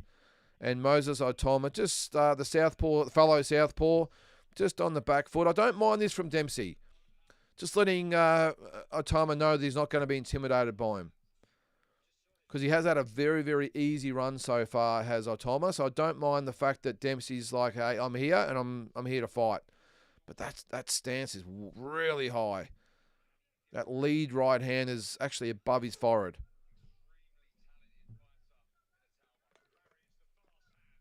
And that is a good comment there, Trevor. The fight's about Otama, not Dempsey, yeah. Would have thought, though, that maybe Bouchuk would have been the semi-main, Trevor, but who cares, eh? It's good that we get to see him. Fights very much like an amateur, does Dempsey, doesn't he? But he can punch. He's showing that. Was that a backhander? Yeah, he gets warned for a backhander. Oh, left hand from Otama. Down goes Dempsey, and he is in trouble. He is in big trouble. Left hand to the head. I did say it was a good move to come forward. Well, I take it back because he is in a lot of trouble and a minute and a half to survive. And Otama with those big punches coming. Dempsey, yeah, he's got to back up. He looks very unsteady on his legs. And Otama is now coming. And a left hand, and that will be it. A left hand to the head. Dempsey McKean down. I don't think that is it. The fight is over. Fight is over. 1 minute, 55 seconds into round number 1. Dempsey McKean knocked out in the first round by Moses Otama. And a big, big knockout. Left those big left hands. And look, he's passed probably the first test. And that answers the question right there, guys. Yes, Andrew, you did. You did. Wow. And I can see Lincoln Hudson there. Pretty sure Andrew DiCarlo will be there somewhere as well. Yeah, that is... yeah, look, it's a shame. But look, this is the big stage, and it happens. He just got nailed with that big left hand for starters. Too far gone. A little bit like the Tim Tszyu situation. Got nailed early, and from there it was just always only one thing going to happen, and that was getting bombed out. Just very hard to recover from that, especially when he had a minute and a half to go, and he got hit with another left hand, and that is curtains, guys. All over. Round number 1.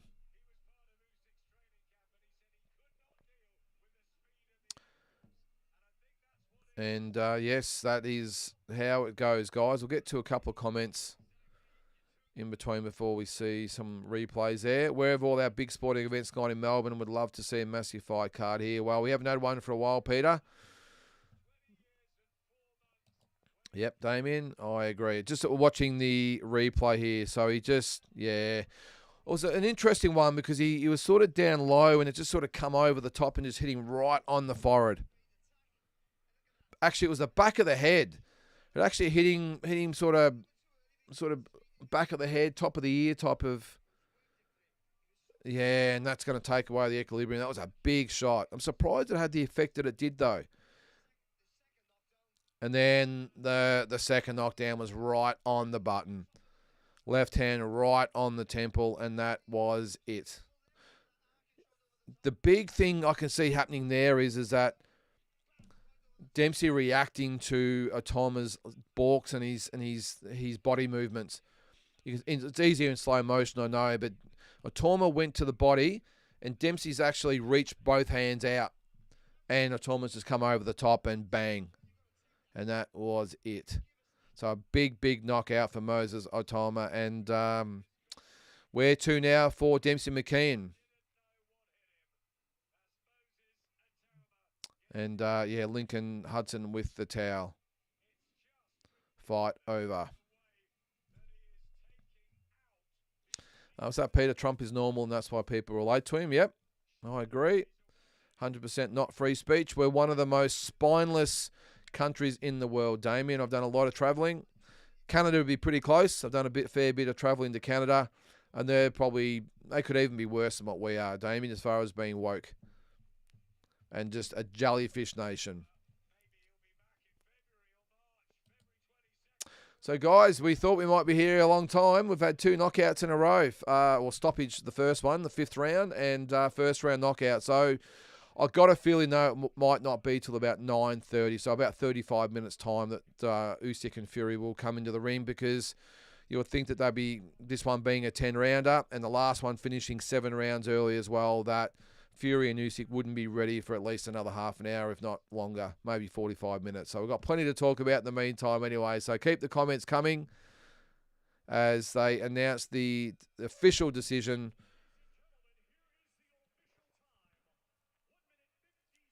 One minute, 57 seconds into round number 1. And look, I know there's going to be a lot of people coming for Dempsey here in Australia. We just love to do that here. I take my hat off to Dempsey for taking the fight, taking this particular opponent, going on the big stage, and giving himself an opportunity. So, and again, we've spoken about it at length over the last few weeks about, has it been a good year or a bad year for Aussie boxing as far as the results that we've had. We've had a lot of ups, but a lot of downs as well, or a lot of lows, and this is obviously another one. It is what it is. I'd much prefer to have our Aussie guys up there having a crack at it, and maybe 50-50, whatever it might be, rather than not having them up there at all. Because, I mean, when would an Aussie have been on a card like this, 5 or 6 years ago? It just wouldn't have happened. So I think it's great. And Otama, yeah, he wins the IBF, what is it? The IBF Intercontinental title, whatever the hell that is. The WBO title. So it is 4 minutes to 9 in the morning at the moment here in Melbourne. So, yeah, they did say 9 o'clock, but I've got a feeling we could be 30 to 40 minutes away, I think. We'll see. All right, a few more comments there, guys. Tim has had a tendency to be fragile early, but he hadn't fought someone who could hit like that before. He needs to walk out in a full sweat, in my opinion. Yeah, I did get the impression, James. I agree. He did walk out just expecting it to happen. No head movement. Gloves weren't really high. Again, I know the quality of opposition was a lot better than what he's had in the past, but he walked straight ahead, and it was just, when you're in hindsight, it was just always going to happen. But I remember when he early his career, the Jeff Horns and those types of guys, Dennis Hogans. I know they're not as good as fighters as Murtazaliev was, or is. But you would see him really nice and calculated and composed and picking his shots. And I've just got a feeling he went into the Murtazaliev fight just expecting just to make easy work of Bakram Murtazaliev and paid the price. Let's hope it's just a lesson. The problem is, it's not like he lost a decision or anything. I mean, it was the manner in which he lost, which is really hard to take for me. And that's why I've got my doubts whether he can come back. Let's hope we're all wrong.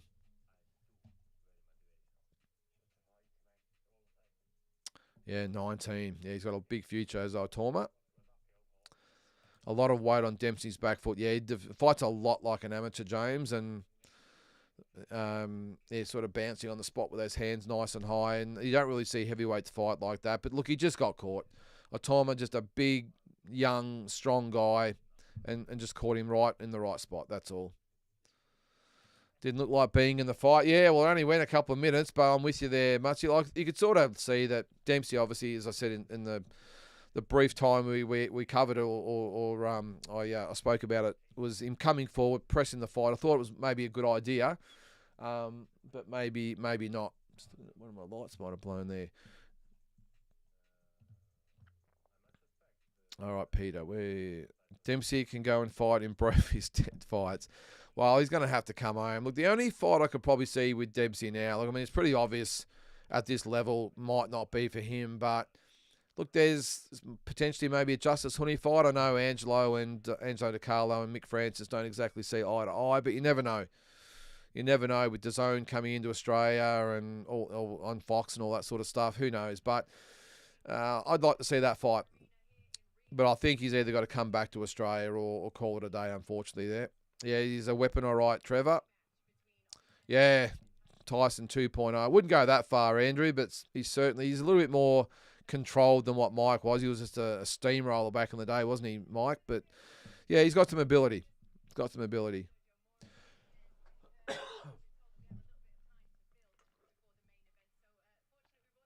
Oh well, I've just heard those words we don't want to hear. We have got a little bit of time to kill before the main event. So we might be talking boxing on here for a little while longer, guys. All right, David, would Melbourne embrace Jai Pataya? They love Fennick in the day. I would start marketing him down here. I don't know, David. I really don't know. Would they embrace him? I think if they put a title fight on down here, yeah, I think he would draw a crowd. With Matchroom and obviously Tasman and all that, I reckon they would market it as such. Because you've got to remember back in the day, Fennick was marketed so well. And this isn't the day where we had no social media at all, no internet, nothing. It was just the mainstream media, and they loved Jeff Fennick. It was a little Aussie battler, and Lester Ellis was the same as well, mainly more in Victoria, but Jeff was Australia-wide. Everyone loved Jeff. As I said, the Aussie battler, had the personality, had the catchphrase, I love yous all that sort of stuff. And the way he fought, people loved it. You know, straight ahead. And they got all over him. And you get 15,000 to Melbourne Park every single time. And pack out the pubs and clubs and all that sort of stuff. It's a little bit different these days. Jai, I don't know. I think probably like a George Kambosos fight here, David. I think if they did a one-off, they could really pack it out. The issue they have is would they keep backing up? And we saw it with George. Was it 42,000 people for the first Haney fight, and they struggled to get 8,000 or 9,000 for the second fight at Rod Laver, or Melbourne Park. So I don't know. It's a pretty fickle community down here in Melbourne, David. They'll back any event. It's whether they do it consistently is the key. They'll do it for the tennis and the football and the Formula One. They do that every year, and the Melbourne Cup, all that sort of stuff. But when it comes to these one-off events like the boxing and UFC and that sort of thing, I think that's the reason why UFC don't come back every year. It's they're a great community, the best in my opinion, but it's doing it consistently, and I'm not sure whether doing it, putting Jai down here and marketing him down there would work. A one-off would work, but I'm just not sure long term it would be the answer. If I was them, I'd be really embracing the sort of the Brisbane, Gold Coast sort of thing. Definitely the Queensland thing, I think, mate, even though he's from New South Wales. Dempsey got his payday. Yeah, I'm not sure what he would have been paid, mate, but I'm sure it would have been great. Would have been a good one. And there's another one with the spam. We'll get rid of him. So he's gone. Yep, can't knock Dempsey. He had to go. That's all you can do, Andrew. But unfortunately, I think that might be it for him at that level, I would think. We'll see. Dave, love Aussies getting a chance overseas. I just hope Aussies don't get looked on internationally as cannon fodder for the up-and-comers, though. No, I think there's a nice balance there, David. I think we've got Jai Pataya, we've got Liam Paro, we've got George Kambosos, we've got the Maloneys, we've got the girls, we've got Sky, we've got Shannon, we've got Shanika. So I think there's enough out there for us to hold our heads high, mate. But just going to fast forward that. Just had a freeze there. They're showing round 9 of the Usyk and Fury fight. Jeez, he was lucky to get out of that, wasn't he? He got hit hard. Yeah, look, to some extent, David, but I think there's enough Aussies that are doing really good things out there that will keep our reputation intact. And the fighters that are going over there are good fighters. I don't want us to be sending some of our lesser lights over there to get hammered. I don't want that. But, yeah, I don't mind the Dempsey McKeans and the Liam Wilsons and these types of guys and Sam Goodman as well to go. I don't mind that.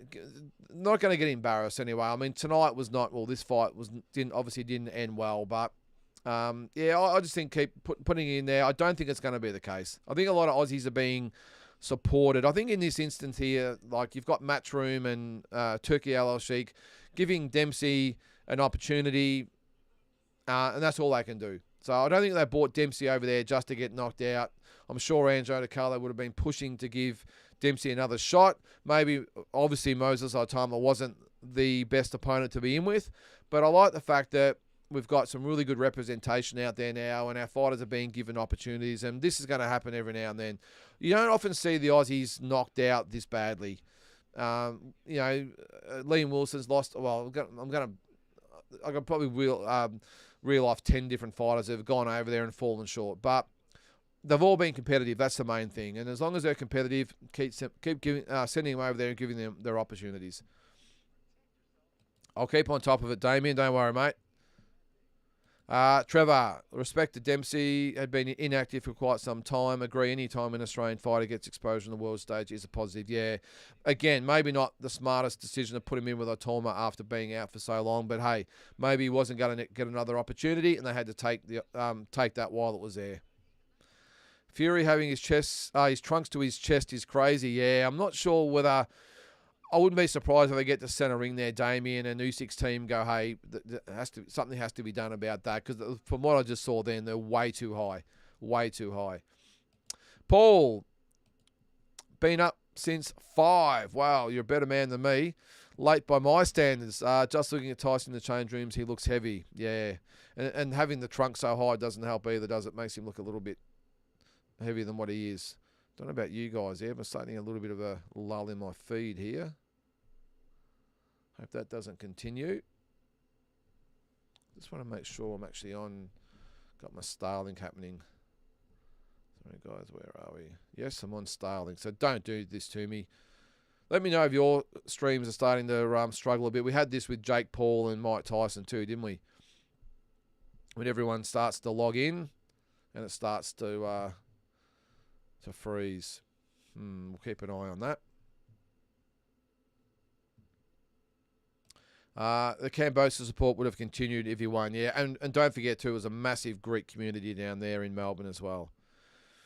Fennec had it all. The it factor, great fighter, but no it. Yep. Actually, what I'm thinking I'm going to do, I think what it is, I've got my Surfshark on. I reckon that might be starting. It's come back on. It's starting to play with it, so I'll turn that off. Hopefully that will help my stream. Will it? It's always before the main event, isn't it? All right, we'll try again here. Come on, I don't want all your fan zone and all this crap. Just get on with the fight. Where are we? No, I don't want the fan zone. Get out of that. All right, here we go. I'm back. I think that's what it was. My Surfshark was on. Make sure we're live. Yes, we are. Sorry about that, guys. I think he's getting better, Andrew. I think he's improving. Early in his career, he wasn't one for conversation, but I think he hasn't got the same it factor as Jeff Fennick. I mean, not many did. I mean, the only ones I can probably think of would be Danny Green, Anthony Mundine. They're probably the ones. George Cambosa's definitely, I think, has the it factor. You know, the way he talks. I just think he turned a lot of people off in the first Devin Haney fight, when he looked like a gangster and had all the belts and maybe trash talked a little bit too much. That doesn't sort of cut it here in Australia. We're all a little bit backwards, aren't we? But so I think maybe a lot of people didn't take to George because of that. I think he got a lot more respect the second time. I thought he fought a lot better the second time as well. But just obviously the styles didn't really mesh too well, and Haney had his measure. But yeah, well, let's see, Andrew. I still think there's a place for him in Melbourne. I'm just not sure they can do it consistently, but we'll see. Sam would like to see an institute for boxing set up in Australia that all boxers and trainers could benefit from, similar to what we have for athletics and cricket. Yeah, the only problem is, though, Sam, it's not going to work because every boxing trainer thinks they're the greatest trainer of all time and they know everything, and it just wouldn't work. They sort of have got the Australian Institute of Sport at the moment for the amateurs. That's where they all go. But I've seen it firsthand, mate. All the fighters would go back to their trainers, and the trainers would say, stop doing that shit. This is the way we do it in this gym. And they'd reprogram them, and it's just a continual cycle. Yeah, I don't know. As far as the pros goes, yeah, I don't know. I don't know. I'd love to see it. It's good in theory. I'm just not sure it'll work because, again, most trainers have got their heads up their ass and they all think that no one does it as well as them, I should say. Steve, the walk-up style can work against monkeys but not against world-class boxers. Yes, I agree. Paul, personality. No, he's not a personality, Andrew. This is Jake Paul, I'm assuming you're talking about. All right, well, not quite sure how long we've got to go, but they did say it could be a while. So All right, we'll go over the results again for those who've just joined us. And we have had 1, 2, 3, 4, 5, 6, 7, 8 fights so far. So in the first fight, Muhammad Alakal with a 6-round decision over Joshua Ocampo. Muhammad Alakal improves to 2-0. Ocampo drops to 8 wins, 34 losses. Yes, 34 losses and 5 draws. I've got a feeling he would be probably defined as a journeyman, don't you? I'm just going to go on the box rec thing here with Isaac Lowe losing a 10-round decision to Lee McGregor. Lee McGregor improved to 15-1-1. Isaac Lowe dropped to 25-3-3. We had Peter McGrail improved to 11-1 with a 10-round decision over Reese Edwards, who drops to 16-1. Andre Nowitzki improves to 14-0 with a 10-round decision over Edgar Ramirez. Johnny Fisher improved to 13-0 with a 10-round split decision over David Allen, who drops to 23-7-2. We had Sergey Bouchuk improved to 25-2, 24 knockouts too, with a stoppage in the, what round was it? The 5th over Ishmael Davis. And we've just seen Moses Otama improved to 11-0. And I'm pretty sure they all knockouts. No, 11-0, 9 knockouts, with a first round knockout of Dempsey McKean, who drops to 22-2 and 2 straight losses for Dempsey. Yeah, I've got to agree, Paul. He's a personality, but that's probably about it, mate. And did you see this talk that Logan Paul is going to fight Conor McGregor? Oh, Jesus, when you thought it couldn't get any worse. Jeez, fair income. It is just a shambles at the moment, isn't it? Look, I think they almost need to have a whole new category for boxing. Don't call just don't call it boxing, or if you do, call it celebrity boxing or whatever it might be. It's Timu boxing, whatever you might want to call it. I don't care, but just have a different name for it. If it's a YouTube thing or a celebrity thing, whatever it might be, but just don't call it proper boxing because it's not. It's that a celebrity, but not a fighter, not a celebrity. There's Andy in the chat. How you going there, mate? Thanks for the super chat, mate. Really appreciate that. Enjoy the fight. Won't hear from me while I'm on because I'm about to catch a plane. How can you catch a plane when we've got Usyk and Fury on, Andy? With only the phone to catch the action. Well, if you need a little bit of commentary, mate, then listen in. Trevor says, agree with Paul. Jai has humility, good characteristics. Yeah. All right, so they're interviewing Eddie Hearn at the moment. We'll see if there's any other boxing news going on that we can talk about before the main event. So they've got the highlights or the results online at the moment. So we've just gone over Moses Otama, Johnny Fisher, a body language expert, looks at the Fury and Usyk presser and Wayne. Well, that's great. I'm not going to listen to someone who's into body language tell me who's going to win just because of the way they stand. What do we got there? It's all about Usyk and Fury. Excuse me there, guys. What else is going on?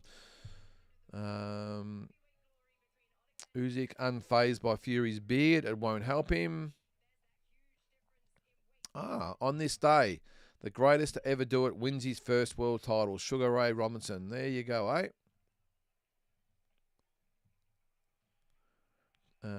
Fury, 281 pounds. Usyk, 226. All right, who we got in there? Johnny Ringo. Hi there, Johnny. Disappointed to have not seen a Bouchuk Madrimov fight. Yeah, well, I've got a feeling, though, Madrimov and Ortiz is going to be a great fight too, mate. So, but that would have been a war. So, just when we thought maybe we're going to get the ring walks, we're going to have a band. I know, they're playing Eye of the Tiger. Hey, it's not Tassie, is it? Did you see him on there as well? Tassie up there singing Eye of the Tiger at the WBC convention. Let's see if he makes an appearance. He's probably trying to get on stage at the moment. They're trying to probably pull him back. I'm never going to be able to listen to that song ever again without thinking of Tassie Brown, though. And if you haven't seen it, it's on Tassie, I think it's on his own Instagram page. Go to Grant Tassie Brown's Instagram page and watch his Eye of the Tiger performance. Takes a lot of guts to do what he did, I can tell you. So it doesn't look like anyone's singing. It's just an instrumental. Perfect time for Tassie Brown to take the stage. No, it's just the guy on the drums. Okay. Volley, is this still going on? I'm at work, just a notification. Yes, it's we're about to have both guys enter the ring, Volley, Usyk and Fury. So keep tuned in and I'll give you all the updates. But at the moment, we've got a guy playing the drums. He's playing Eye of the Tiger. So keep the vision on, the feed, and I'll give you all the stats and what's going on as we go. Andy Otama is a legit contender and very possible future champ. Well, the way he punches, Andy, wow. See both guys backstage and looking nice and warmed up. So hopefully, maybe about 9:30, so about 15 minutes, we might have the ring walk. Let's go. Bacon and eggs. How are you, Bacon? Love your screen photo there, or profile picture, whatever it is there, mate. The kangaroo with the Aussie flag. Love it. Andy says, congratulations to Bouchuk. He beat Virgil, in my opinion. Knockdowns were the difference for me. Maybe you should chase Murtazaliev. Jeez, what a fight that would be. Yeah, geez, wow. So we've got Virgil and Madrimov. How good would Murtazaliev and Bouchuk be? I would rather see, if those two fights were on at the same time, I'm watching Bouchuk and Murtazaliev. Oh, wow, that would just be fireworks.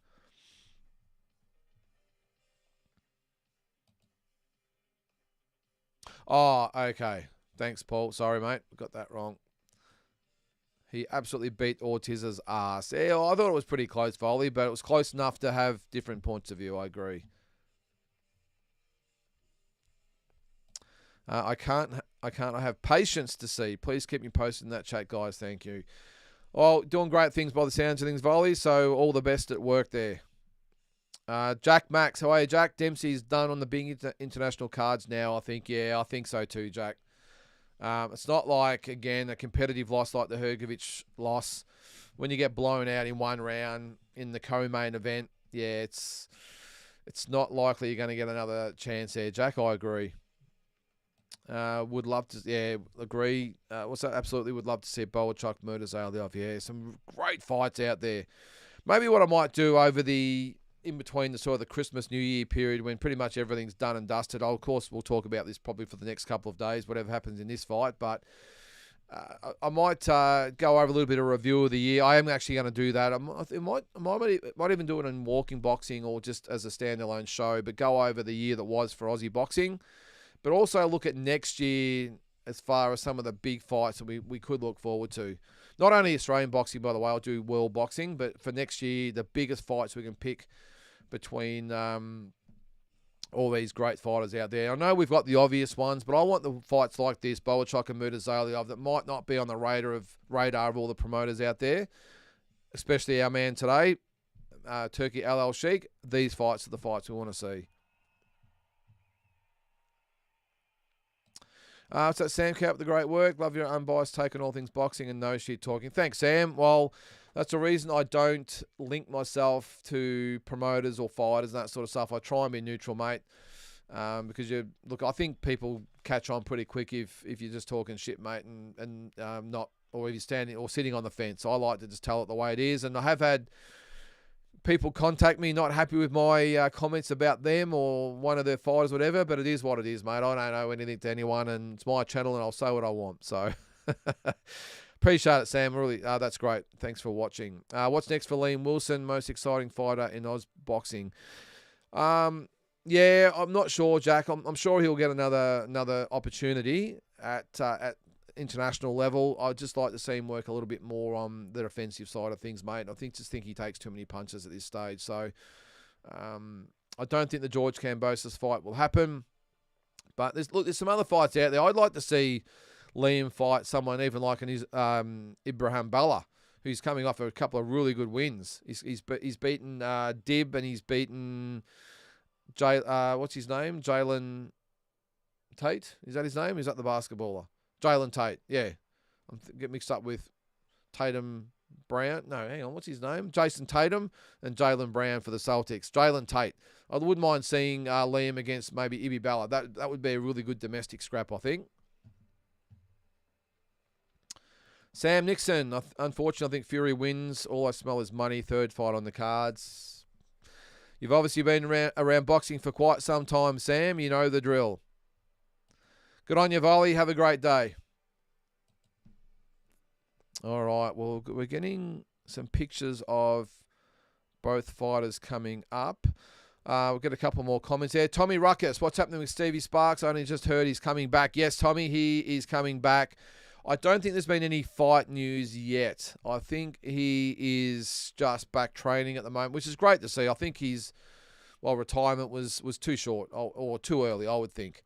I don't think it was time for him. I think he's got a lot more to offer. I understand it's a tough business, tough game, all that sort of stuff, and it's a lot of sacrifice, and he did have that questionable decision, a loss. So I don't blame him, but yeah, he's got a lot more to give, and let's hope he's around for a little bit longer, mate. So another one more band here. Oh, they're playing the video promo at the moment. One of the best I've seen. A little bit disturbing, some of the, the faces they put. Like the nurse then had Usyk's face. And he bumped. And the policeman has the Usyk face too. The granny with the Usyk face and the little girl with the Usyk face. Yeah, that's a little bit much to take.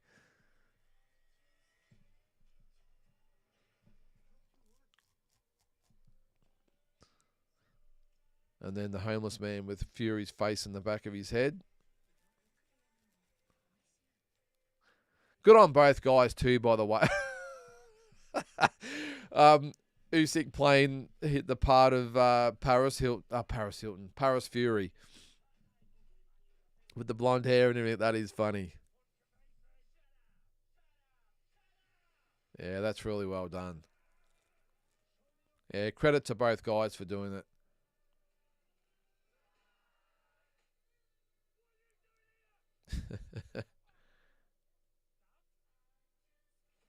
Yeah, that's great.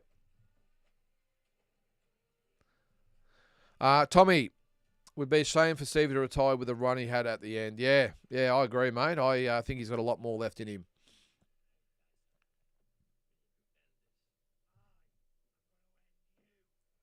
Yeah, great promo.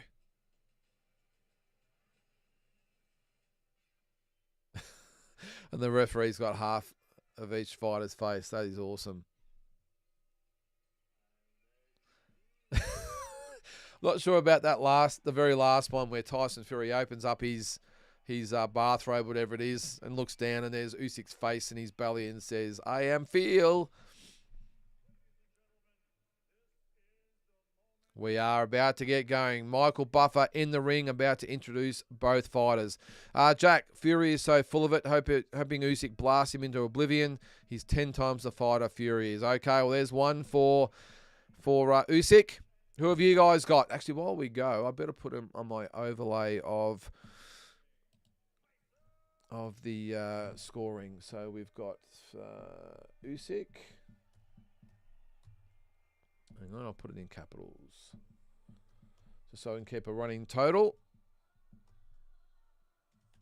Oh, awesome. Fury is in the Christmas gear, and he's playing the All I Want for Christmas. That is very, very cool.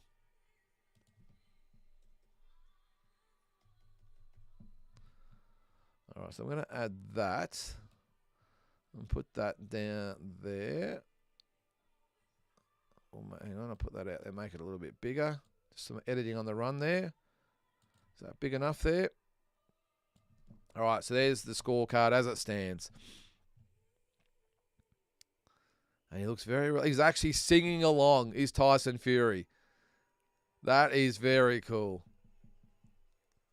He's got the red robe on with the white toweling around around the top. That is great. All right, Jack, the more aggressive Fury is, the more he opens himself up to one of the best counter punches in the sport. Well, that's the thing. That was my argument, Jack, to everyone saying it's good for Tyson to be so big and going to be aggressive. It does make him a little bit more susceptible to the counter punches of Usyk. So good observation there, mate. Yeah, that was a nice nod to the greedy belly thing, Usyk says. Yeah, it's great. Johnny Ringo, I'm hoping Usyk, but I think it will go to the wire. Look, I'm not really... I'm neither here nor there. Put up a poll. I'm not sure I can do that on here, mate, on this. I can do it on my other software, but I'm not sure I can do it on this one. Put it in the comments there, guys. Just a one-word comment there, and we'll see if we can count them up. We'll get a bit of an idea who everyone's thinking. Just put Fury or Usyk, and we'll do a little mini poll on the chat. That's all you got to do. I'm just trying to look at there if I can do a poll. I'm not sure. I'm not going to try and tempt it now anyway, but maybe next time I'll do it.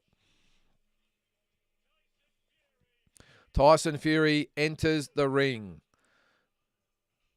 And he hasn't taken his robe off. Let's see what the greedy belly looks like.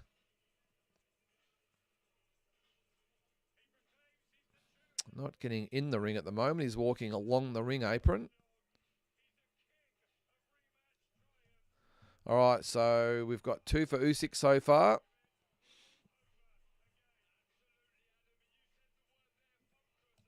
Three for Usyk.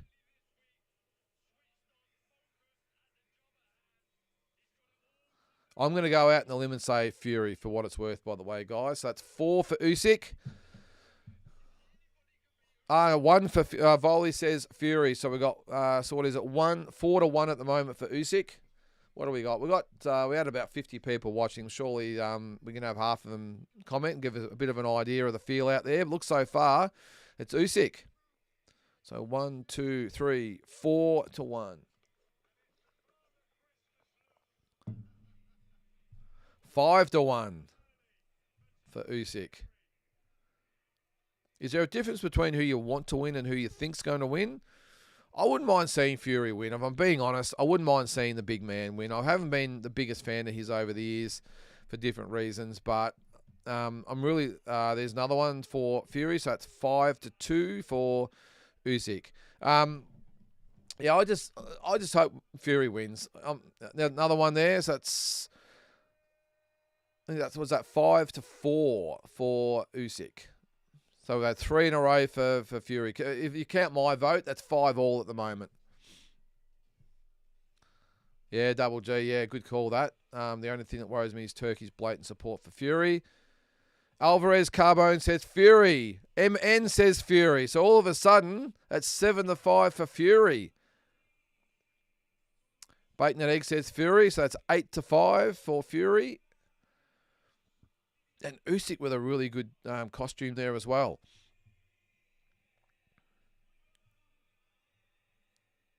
$50 on Fury. Get up, says Bacon and Eggs.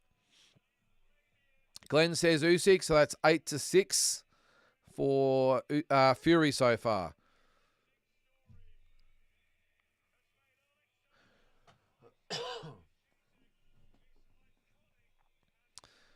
He's got the headdress on. Really looks like he means business. G'day to you too, Glenn. Thanks for tuning in, mate.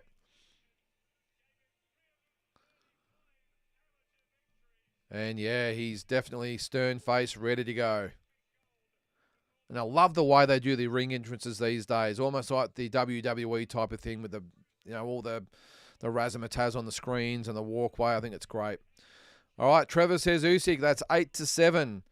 And I think just send 57% on the poll on here said that Usyk would win. Geez, don't fall off the rope, said Alexander. Jeez. So it's 8-7 in that poll out of 15 people. So that's, we'll call it 50-50, I think, because my vote had it for Fury. So for you guys watching, 7-7. And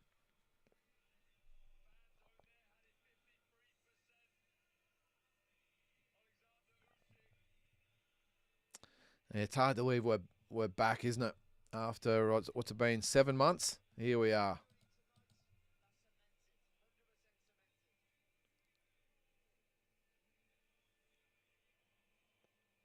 As he gets a swig of water.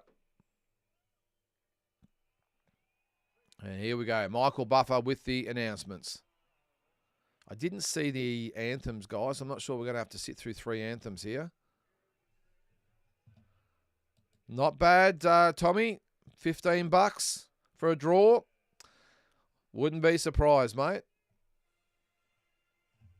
All right, so now we have the Saudi Arabian anthem. I don't like this. I'd rather them do that like has been the custom in the last few years, to do it before the fighters enter the ring. The fighters are in the change rooms. They can see the vision and they can still keep warm. To get them all warmed up and get in there and sit idle for 10 or 12 minutes, I don't like it.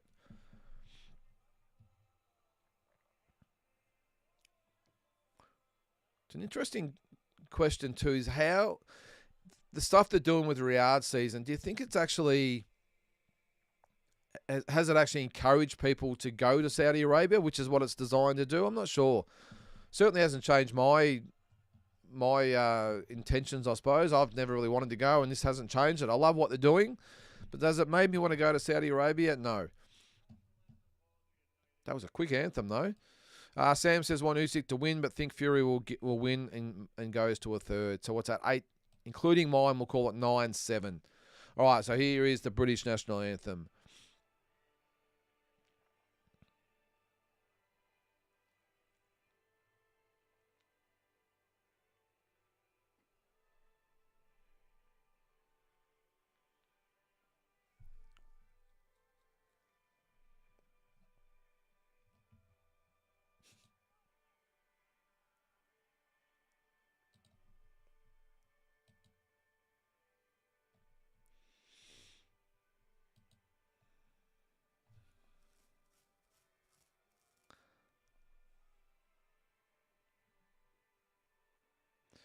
It's a great anthem, is the British national anthem.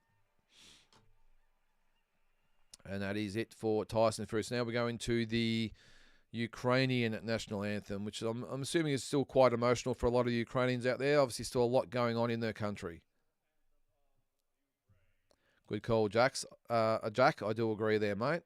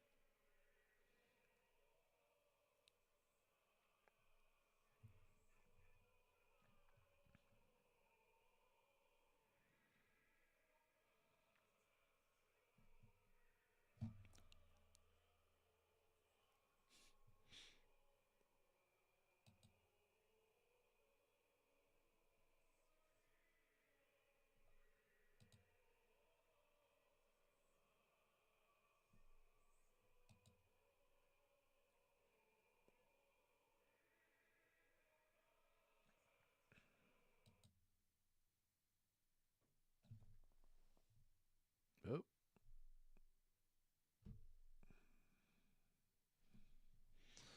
Looks like I've just lost the feed there for a sec there, guys. What happened there? Sorry about that. We'll get it back in a sec here. I don't know about you guys, but my feed just cut out. Where are we? Boxing. Isn't this always the way? All right, we're back. Oh, you hate that? Let me know if yours did the same thing, but mine just crashed. We're back now, though, I think. Yes, we're back. All right.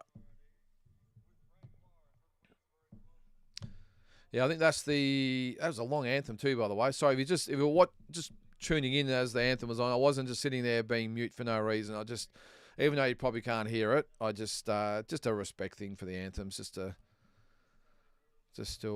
stay silent. Yeah, this is the aim, obviously, James, to change opinions. Let's see if it happens. It'd be interesting to see the tourism stats.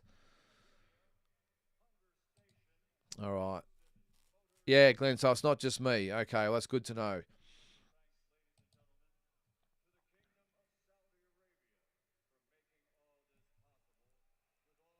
Mm. Yeah, Dan. It's Look, we saw it with Netflix as well the other week. My stream wasn't too bad. It crashed at about exactly the same time everyone else's did, but only for about 10 or 15 seconds. But I know there are a lot of people that their stream froze at some of them, at the worst possible time.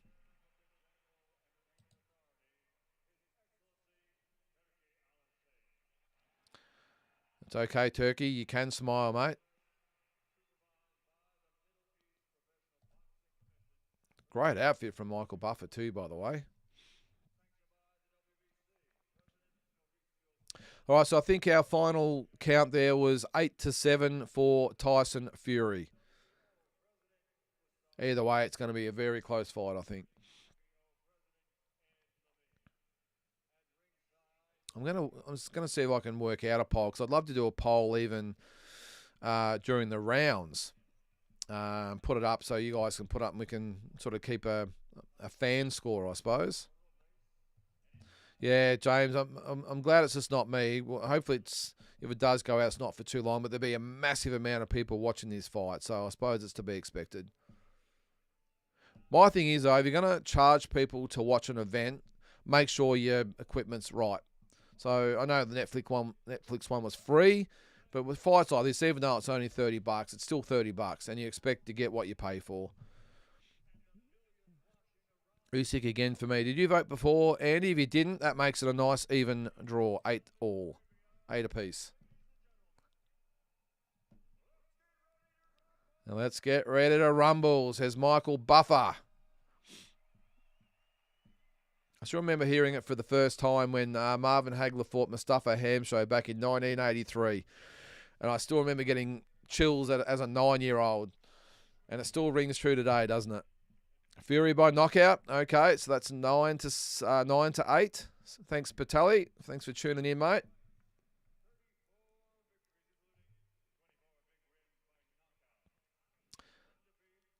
All right, so Tyson Fury, 31-1-1 with 24 KOs. I didn't actually think he had that many knockouts, to be honest. I thought he's never really been a big puncher, but let's hope you can hang in there, Dan. I'll keep commenting and commentating as well, mate. So, but it's not good enough. Tyson Fury, the Gypsy King. And I like him a lot better in the red trunks than the green.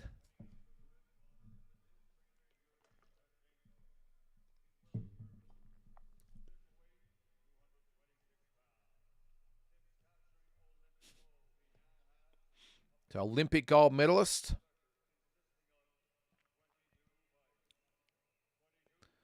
22-0 with 14 knockouts.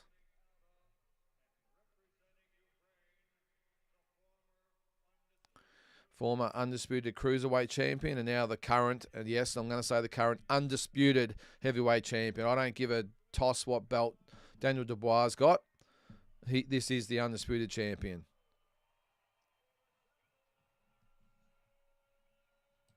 All good, Sam. You got to get the content any way you can, mate. Totally understand. Let's open my door here.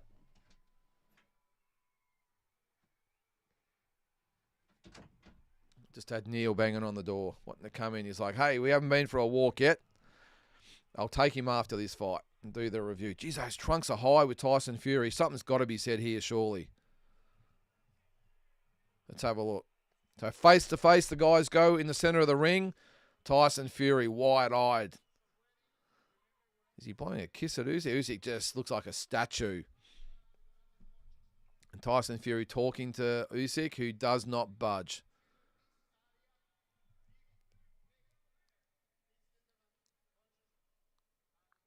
Yeah, wow. All right, guys, so that they touch gloves. They go back to the corners. And we are about to go into round number 1.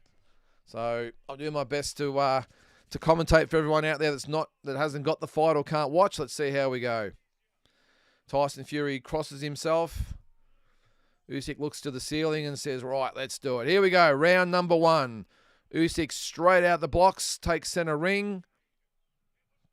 But Usyk, good comment there, Dan, is not being intimidated. Was he just wobbled a bit there, Usyk? I don't think it was more of a shove more than a punch. And Tyson Fury being very aggressive to start, but Usyk being similarly is that a word? Similarly aggressive as well. I'll edit that out later. So Usyk not being intimidated at all. Neither fighter's really throwing a hard punch yet, but Usyk now coming forward, jabbing to the head, jabbing to the body, and Fury lands a good jab as well. Very competitive start. Nice jab from Fury. And Usyk being a lot more willing to trade. Well, not really trade, but really go with the pace of Fury than what he was in the first fight. The first one, he was content just to feel him out. He started fast as well. But so far, I think Tyson has been the busier and has landed a couple of nice jabs as well. Looks a much bigger man too, by the way. There's a left to the body from Usyk. And all straight shots thrown so far from both guys. Not really any hooks or uppercuts or anything thrown yet. Just jabbing and the occasional right hand from Fury. So halfway through round number 1. And a very busy round from both guys. More so with the body movement rather than actual punches, but a real solid pace to start this fight. And Usyk comes forward, misses a big left hand there. Very even round so far. Very tough to score. And I'm really surprised that Usyk is the one that seems to be the more aggressive than Fury. Good jabs from Fury, though. Right to the body, hits the elbow. Thanks very much, Patali. Really appreciate that, mate. You got this, King Fury. We'll see. And as Usyk is now the one just being a little bit busier than Fury. Tyson almost looks like he's a bit taken aback by how aggressive that Usyk is being. No real bombs thrown yet by either guy, but it's just more the work rate so far that Tyson started quick, but Alexander Usyk has really started to pick up the pace in the last sort of minute and a half. And drives Fury back to the ropes there. Nothing landed though.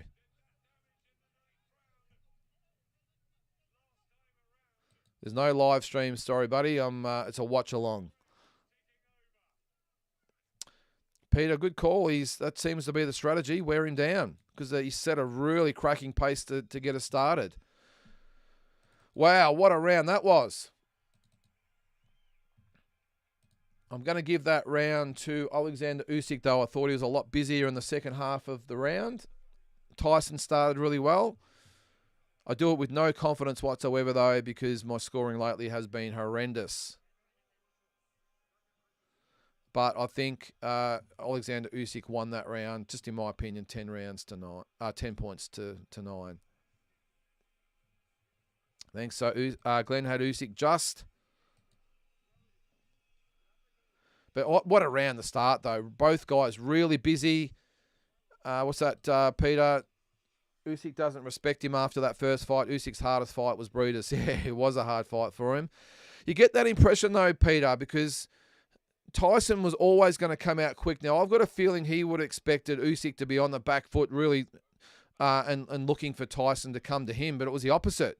I think he was taken aback by Usyk actually taking center ring and pushing him back. And Usyk starts the second round the same way as he ended the first, on the front foot coming forward.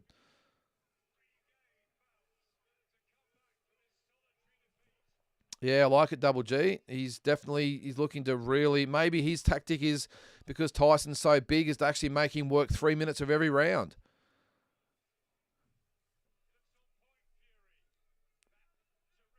It's a little bit different to the first fight. I thought Tyson Fury started the first fight a lot better, I thought. But this fight, you can see that Usyk's maybe intent on winning these first few rounds and then finishing strong as well. But he's definitely busy. He's jabbing to the head, jabbing to the body. And Fury just looking a little bit tentative at the moment. He's not throwing the jab at the moment. He's just sort of poking that lead hand out, and it's Usyk that's coming forward and throwing a left to the head. He throws a left to the body. Misses a hook there though, does Usyk. But he's definitely had the right of way in this second round so far. Well, the judges scored that first round for Fury, which I cannot see. But anyway. And the commentators agree. So I don't know. Again, watching different fights. So halfway through round number 2. And he's, for me, so far, Alexander Usyk pushing the pace and really being aggressive against Fury. There's a left hand lands from Usyk. Just sort of caught Fury off balance there. And not really busy at all this round, Fury. Seems, again, a little bit taken aback by how aggressive Usyk is being. Does throw the left hand out there, does Tyson Fury, and misses a right hand there. Usyk saw that coming a mile away. Now it seems to be Tyson Fury starting to come forward. The complete opposite of round number 1. Just struggling with the pace at the moment is Tyson. Struggling with his range as well. Hasn't really had any success apart from a couple of jabs so far. Left hand misses there from Usyk. But does then land a right lead jab. Right hand misses from Fury. Yeah, I don't know what they're seeing there, Johnny. Right hand lands from Fury. 10 seconds ago in round number 2. 2.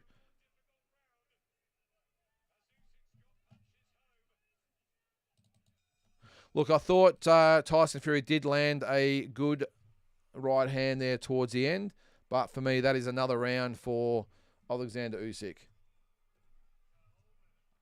So I have it, you can see there, 20-18 for Alexander Usyk. Look, close rounds. The first round could have gone either way. I did give it to Usyk, but there's going to be a lot of close rounds in this fight. You get a feel.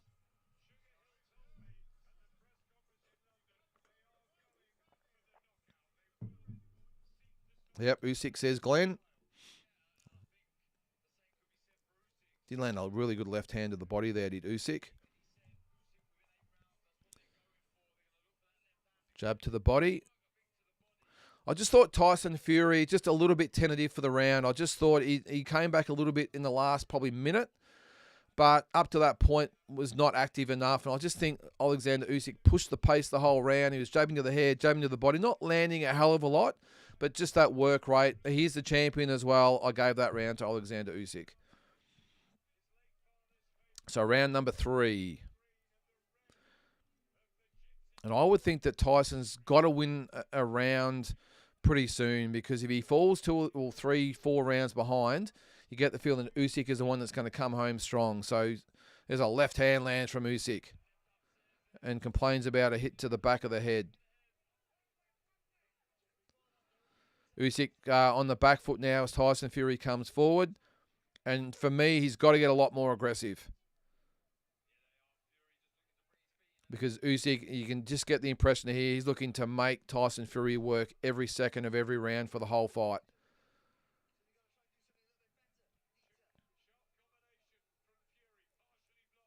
A better start to the round for Tyson Fury. He's jabbing, nice couple of jabs there. Usyk comes back with a left hand that just misses. Another left hand misses, and Tyson Fury turns southpaw for a second there.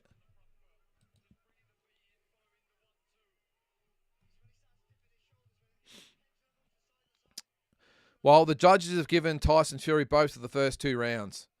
So is it me, guys? Am I watching a different fight or what? I thought that second round 100% was for Usyk. But anyway, coming forward now is Usyk. Another really tough round, though, this one. We're halfway through now. Probably dead level at the moment. Usyk's come back in the last 30 seconds and had some success. Tyson needs to be busier, because despite the size difference, it is Usyk pushing the pace of this fight at the moment. Good stiff jabs from Tyson Fury. Good double jab from Tyson Fury there.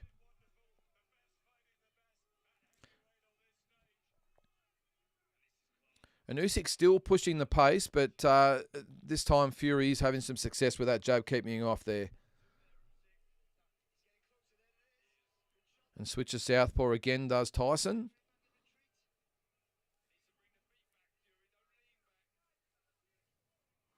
So 35 seconds to go, round number 3. Good jab to the body from Fury that time, and he turns southpaw again. I'm not quite sure this is the right tactics from Tyson.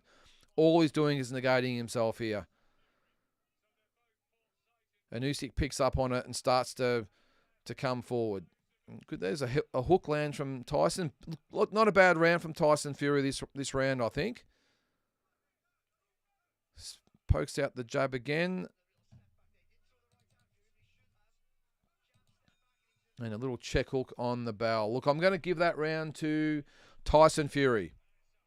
Better round from him. I thought he was busier. A lot more success with the jab. And Usyk, I don't think, had as much success landing punches in that round. So, and with so many close rounds, I think there's going to be a bit of back and forth. So I've given that round to Tyson Fury. I have it 29-28 for Usyk, though. But I cannot believe the judges gave both of those first 2 rounds to Usyk. Well, not the judges, the commentators. So, Glenn, you've got the same as me. Yep. So 2 rounds to 1 so far for Usyk.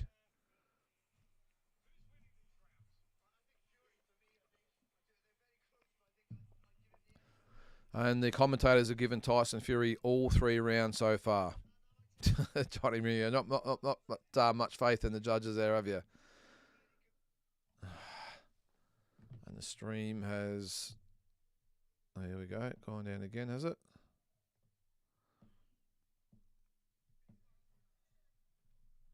Try and get it back here. Not good, guys. All right, round number 4 has started, but mine is just crashing a bit at the moment. All right, sorry here, guys. I'm going to just reboot this, I think. I think we all need to put in for our money back so far. It hasn't been good. The first 3 rounds actually weren't too bad. Keep us updated there, guys, because mine, I'm just going to go back in now and see whether we can get it up and going. I'm sure it'll only be down for a little bit of time. Get rid of your fan zone bullshit. I don't want that.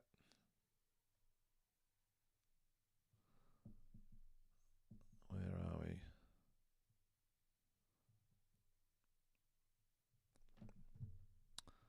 All I smell is money, unfortunately, says Sam. All right, now, come on. Not good, not good. What is going on here, guys? Keep us updated in the chat here, because mine's crashed as well. This is ridiculous. Is anyone stream going out there, guys? Keep us up to date. Oh, this is ridiculous. So, Glenn, yours is out. So, it looks like we're going to miss this entire 4th round. So, my scorecard is going to be all over the place. Is anyone's stream working?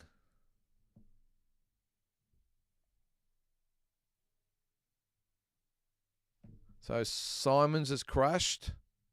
Glenn's has crashed. Everyone's is out. Yep. So it looks like the whole... I'm watching the chat on DAZN at the moment, and everyone is out at the moment. Everyone. There's not one person. It's all refund. Give us our money back. Even even the pirate stream has crashed. Oh, this is not good. If anyone can see the fight, can you put an update, please? All right, Jack, yours is up. Trying to get aggressive on the jab. Big right by Usyk, says St Kilda. What a joke, says Glenn. So I've got some saying it's frozen. So yours is working, Double G. Well, who's winning? Can you let me know who won the round so I can update our scorecards here? I'm going to get out of this again. I might change, maybe change my Wi-Fi. That might help. It's not good. Not good when you're doing a live watch along and you got no stream. So Double G, yours is working. I'm going to change my Wi-Fi provider and see whether that helps. I'm on Starlink at the moment, so let's hope that might change a few things. Geez, this is ridiculous, isn't it? Right by Fury. All right, says St Kilda. Who won the round?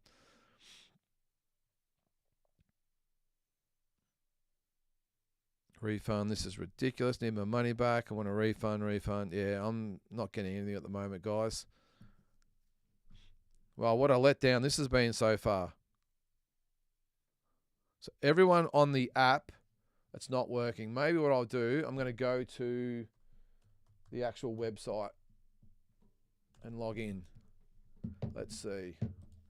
Maybe that it might still be a little bit behind, but at least we'll have it. All right, where is it? Apologies to everyone that's watching this, by the way. Close round it was. All right, so I've got it. So what? All right, what I'm going to do. So it looks like what's going on. It looks like everyone's having different amounts of success with it. So I got the first 3 rounds, no problem. Frozen, says James. All right, well, because it was close, I'm going to give the round to Tyson Fury, and that way it's nice and even after 4 rounds. All right. Oh, come on. Let's go here. This is ridiculous. I'm not even getting... All right, what's happening here? Something happening. Get off. I don't want your football. No. I'm on too many devices. Well, we mightn't have a choice here in another couple of rounds, guys. If it doesn't come good, then they might be all over. Might have to jump off.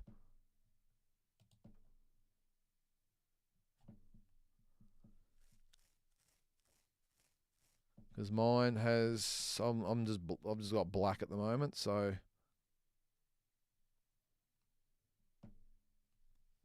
So James, you're back. Okay, well, let's hope we all get back in a sec.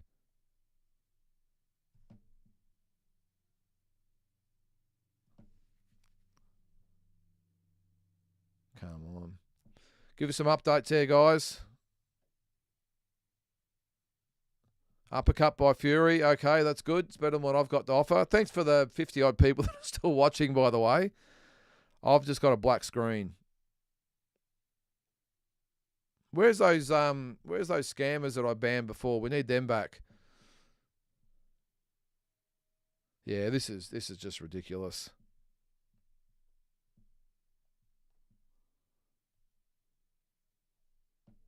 All right, I'm going to jump back on Starlink and see whether that helps. So obviously it's not the streaming that we're using. It is the actual device itself.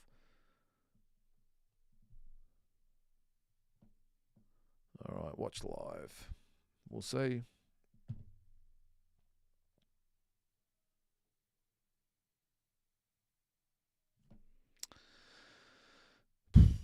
Yeah, Eminem, mine's the same, mate. I've just got a black screen as well, unfortunately. I got nothing.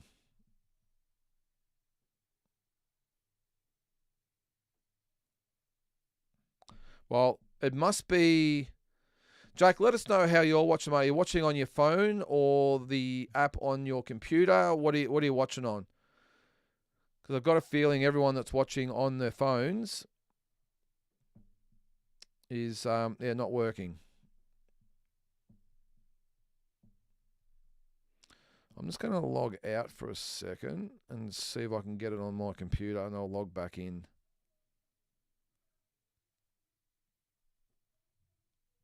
All right, let's have a look. This is just ridiculous.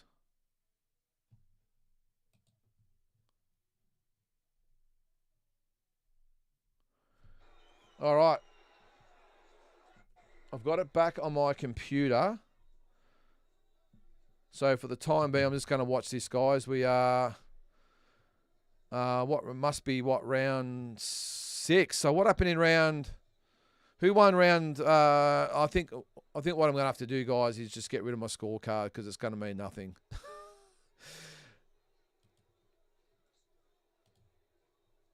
I can get rid of that, hang on. All right, so I've got it back on my computer. Has anyone else got it up? I have got it here. It doesn't look like I've got commentary though. Is the commentary down as well? All right. Anyway, we're a minute into round number 6. So if you are watching and your stream's down, I'm going to give it to. All right. So the judges, the commentators have it 48-47 for Usyk. All right. So that's after round 5. So what I'm going to do is keep track after that. I had it. So they had to give the last one to Fury. So I've got it. So I'm going to have Fury in front by 1 point by the sounds of things. So I'm going to keep my scorecard going. All right. So Usyk, 47. 48 to 48. All right. Okay. We're sort of back, semi back.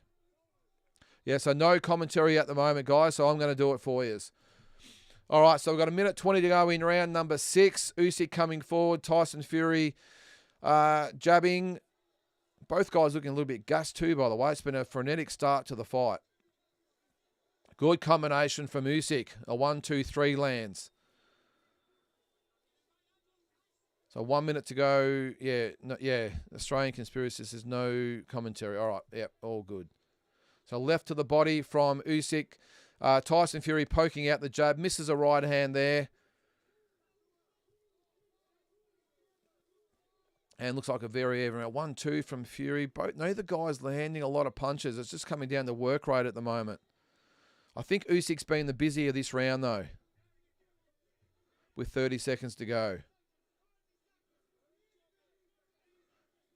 Oh, left hand lands from Usyk. Nice left hand. And Usyk now coming forward. Volley, we're in round number 6. And I would say after this round, it's been a good round for Usyk. I think it's going to be level pegging. Another 1-2 from Usyk, and Fury backing up. And looks a little gassed at the moment. Tries a 1-2, but takes a left hand on the bell. All right, so a good round from Alexander Usyk. So I've got him winning that round. I have it all square. All right, guys, so if you're not, give me some feedback on the app, guys, because, again, on the computer, I've got my computer up at the moment. It will be a little bit behind, but either way, I'd rather have that than nothing. So at the moment, because we've got about 80 people watching, we have got vision, guys. There's no commentary. Not that I have it turned up anyway, but there's going to be a lot of unhappy people on the zone, I would think. So it's end of round 6, guys. I have it. You see it there. I have it 57 a piece. I'm just going to make that a little bit bigger. All right, so there's my unofficial scorecard. 3 rounds apiece, 57-57. James, Fury starting to look scrappy, and Usyk countering. I agree with you, mate. He's looking very scrappy, and I think he's just looking for that second wind at the moment. And Usyk's picked up on it and has really started to pick up the pace. So Usyk coming forward, lands a right hook there on Tyson Fury, who just looks a little out of sorts at the moment, does Fury. So the punch stats through round 6, 76 landed by Usyk, 72-62 for Usyk. But Fury's landed a lot more. Percentage-wise, 37% for Usyk, 25% for Fury. All right, so Tyson Fury, center ring, poking out the jab. Alexander Usyk moving left, moving right, pouring, looking for an opening for that left hand.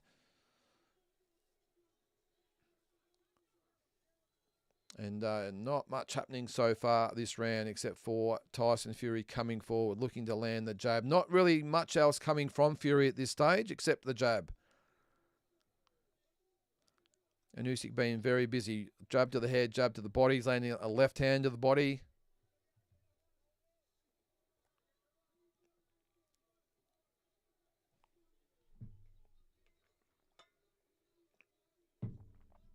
And a slower start to the round. Yeah, Damien, if you're on the phone up, mate, it is down. I'm on the computer at the moment. I logged in on my PC, and it's working okay. Just no... but no commentary. I do agree with that, Double G. Reacting rather than being proactive. He is at the moment too. He's on the back foot. Alexander Usyk coming forward, being busy with that lead hand. And all Tyson's really doing at the moment is just throwing that jab. So the commentators on here have it 57 apiece as well. 57. With 1 minute to go in round number 7. Not much happening this round, though. A really tough round to score. And Usyk looks like he's taking a little bit of a spell here, and Tyson Fury comes forward, but he's not throwing anything. There's another left hand from Usyk lands.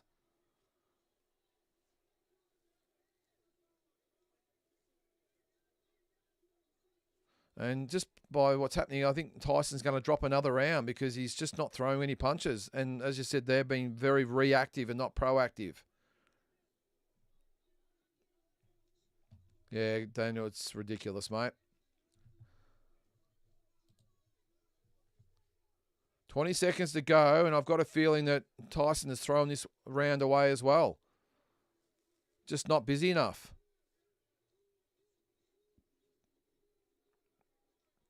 And turn southpaw, which is not a great idea. And as expected, cops a big left hand from Usyk, who cottoned onto that very quickly and has won another round. So for me, that is a Alexander Usyk round. And I have him winning 67-66. All right, so there's my card there. So, look, if you can log on online, guys, jump on your computer and log on there because mine's working fine. No lagging, nothing at the moment. I just don't have commentary, which is no big deal because I don't listen to it anyway. But get off the phone app and try and get onto your PC.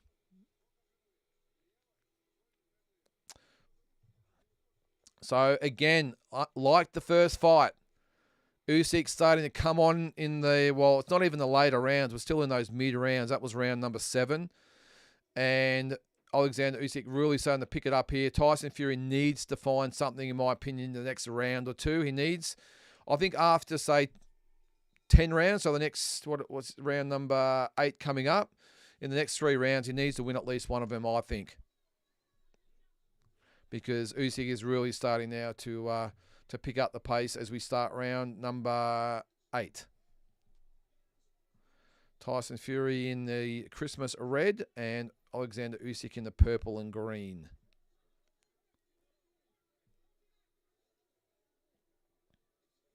Nice jabs to start the round from Tyson Fury. Usyk, lots of head movement. Bobbing in, bobbing left as he comes in. Little hook land from Tyson Fury there. Yeah, I'm with you there, Mutty. He's throwing a lot of left hands to the body, and they're all scoring.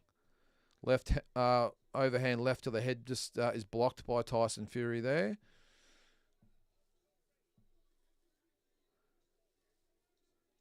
But again, it's what the judges are looking at, or what they're looking for. You're looking for the aggressor coming forward in Usyk. He's not landing a hell of a lot of shots, but you've got Tyson Fury sort of backing up, not being overly busy, but is landing his fair share of jabs. But like you said, Mutzi, the left hands to the body, are they adding up? Are the judges actually scoring the body shots? That's the other thing. Oh, there's a clash of heads there. So Usyk looks like he's okay. Let's see if we can look at Tyson Fury's head. Looks okay. So referee weighs them together. And we are halfway through round number 8.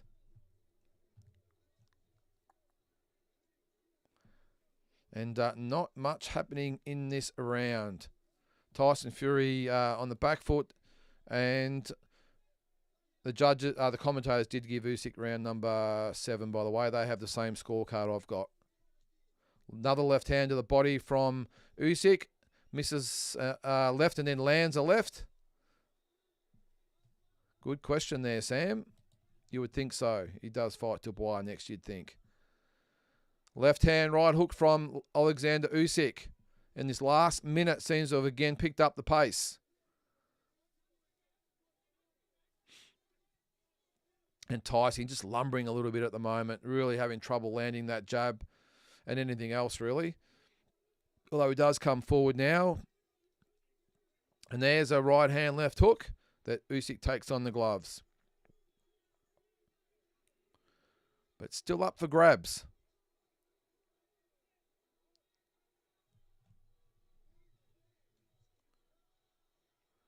And Usyk picks it up with 20 seconds to go.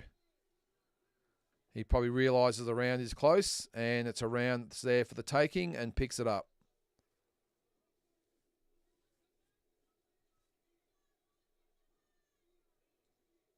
And a double jab from Fury. Oh, that's a tough round to score. Very, very tough round. Look, I'm going to give it to Alexander Usyk, but close round.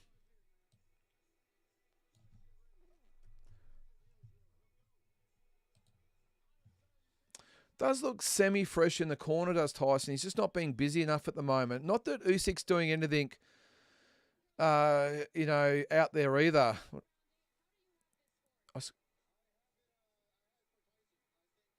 So, interviewing Oscar De La Hoya, he has Tyson Fury in front. 3 points.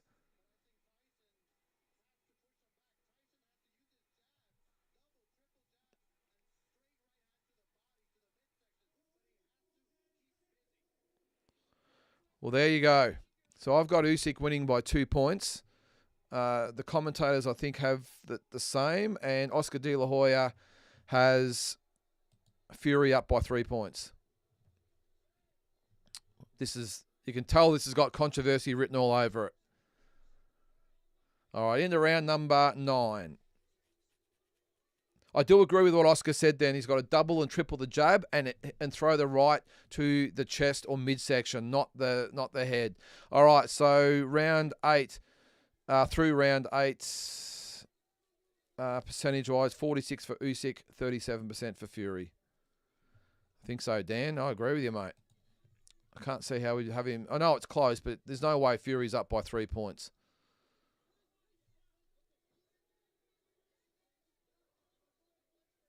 All right, so the referee warns him to keep it clean. Oh, Tyson Fury, it was an odd one. He threw a right sort of uppercut to the body that was taken on the elbow and then just went straight in for the clinch. Turns to southpaw and rips to the body, and they land. And now back to orthodox. Having some success in this round, though, Tyson. This is what he's got to do.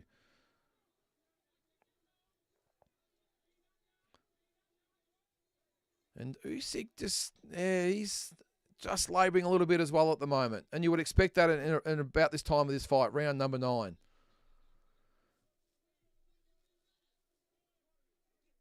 Right hand from Tyson Fury, being a lot busier this round. Uppercut misses. And the commentators have it the same as me. They have it 77-75 for Usyk. They've given him the last 3 rounds, which I have as well. It's a pity we can't hear him, or maybe it's a good thing. All right, so just over a minute to go in round number 9.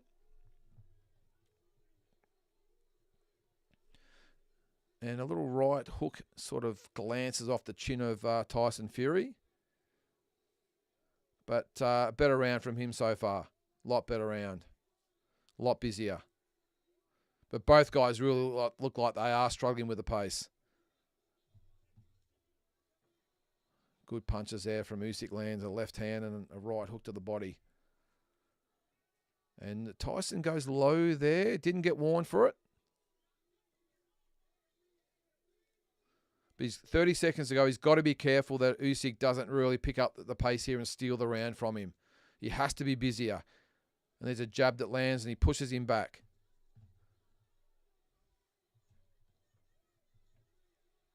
So you can see Usyk starting to come forward. He's realising he's got to push the pace. Does land the left hand there. Will it be enough to steal the round? I don't think so.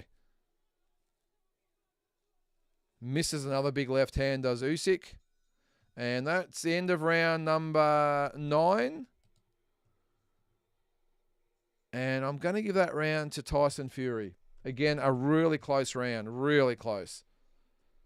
But with so many close rounds, I'm not going to do what I did with Shannon O'Connell and Jazzy Parr fight and pretty much give all the close rounds to Jazzy Parr and pretty much had her winning by a shutout. I think this probably reflects where we're at. 86-85 for Alexander Usyk. But the big thing is that Tyson Fury can still win this fight. And that right to the body did look low, and the referee was right there and didn't call it. I'm just looking there. Look, it was right on the belt line. Maybe the referee said to Alexander Usyk before the fight, if you do get hit there, I'm not going to call that low. We all know the controversy of the Dubois fight. So maybe that was the reason why. Did land a nice left hand there, did Usyk. I agree, Hanoi. Should throw a lot more than what he's throwing at the moment. The body shots seem to be working. So maybe go for some uppercuts as well. All right, so we're in the round number 10. Doesn't actually say that on the screen, but I'm hoping that is the case. Yeah, it would be round number 10.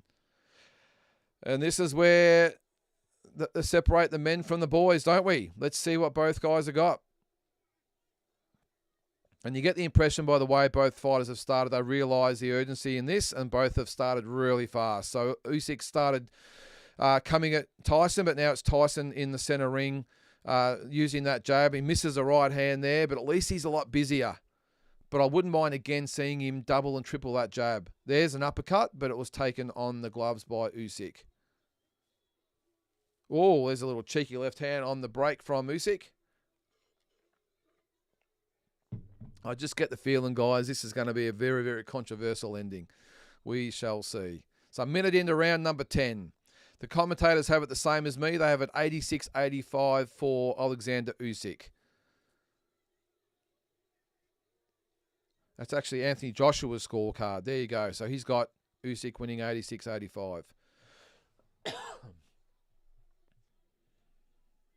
And a little bit of clinching happening at the moment. The referee breaks them up. Usyk coming forward. Tyson Fury trying to stand his ground, throwing the jab, misses the right uppercut, and Usyk lands a left hand in retaliation.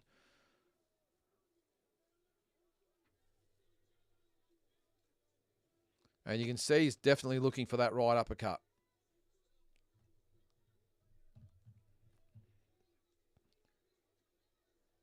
Looks very slow, does Tyson, but Alexander Usyk certainly not looking that fresh either. So we have a minute to go in round number 10. And anyone's round again. And the rounds are up for grabs. Who's going to take the rounds?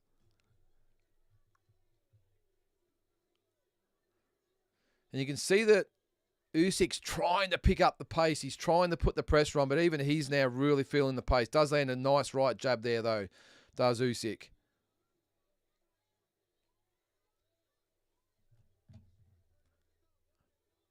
I agree, Big Joe.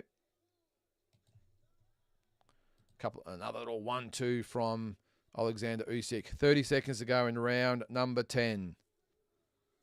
And Usyk just being a little busier at the moment. And landing just the odd punch here and there where Tyson's just poking out that jab and not really having much success. So it's been just an odd round.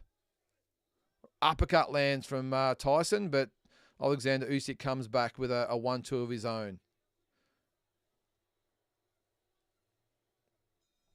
And that is the end of round number 10. And I'm going to give that round to Alexander Usyk.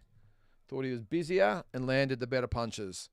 So for me, I have it 96-94 for Alexander Usyk. But so many close rounds.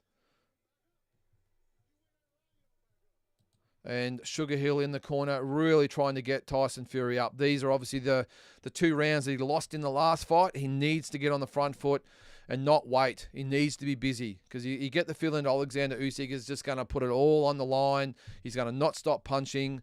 And Tyson Fury, if he doesn't go with him, he's going to lose those last 2 rounds. And We need to win the last 2 rounds anyway just to get a draw on my card. But again, so many close rounds. This could go either way. Makes sense, Big J, doesn't it? All right, round number 11.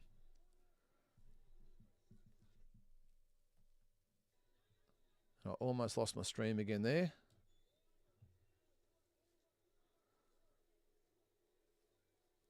All right, so Alexander Usyk, center ring, bobbing, feinting. Tyson Fury on the back foot, just looking to land that jab, looking to land that right uppercut, but he cannot wait too long. He needs to be busy. I know it's not usually his style against, especially someone as busy as what Usyk is, but he's got to pick the pace up to have a chance of winning this fight. And he seems intent on landing that right uppercut, but he's really making it predictable for Alexander Usyk at the moment. And on the screen, they're saying the voice of Sergio Mora, but I can't hear him at all. So I'm not sure that is the case on the live stream.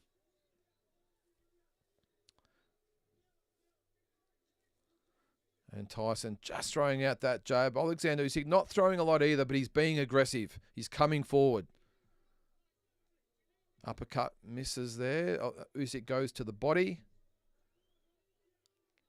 And I think he needs to push Alexander Usyk back. But at the moment, he's on the back foot, waiting for Usyk to punch, and he's looking to counter him with that right uppercut. The problem is he's being caught with 1s and 2s as well. That was a nice little combo from Alexander Usyk.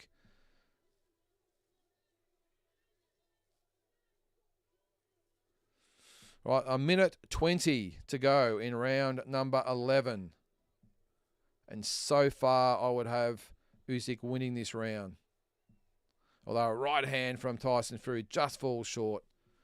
Well, the commentators gave that last round to Tyson Fury. I thought Usyk won it. They have it 95-94. Sorry, that's Anthony Joshua, by the way. He has it dead even.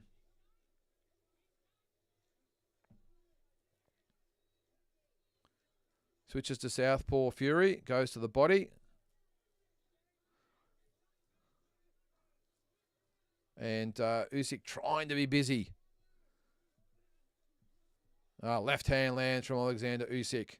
And Tyson's just having a few problems when Usyk throws 3 or 4 punches at a time. He's just having trouble picking them off. And I think Usyk's won this round as well. Left hand. Nice left hand from Usyk.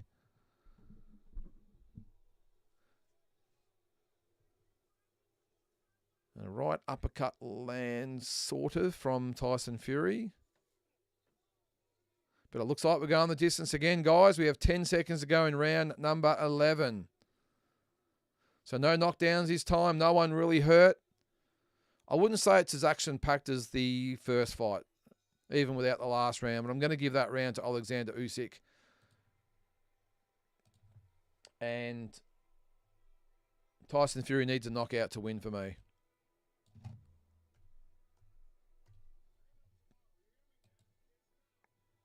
106, 103 for me. How do you guys have it? Quickly put it in the chat there.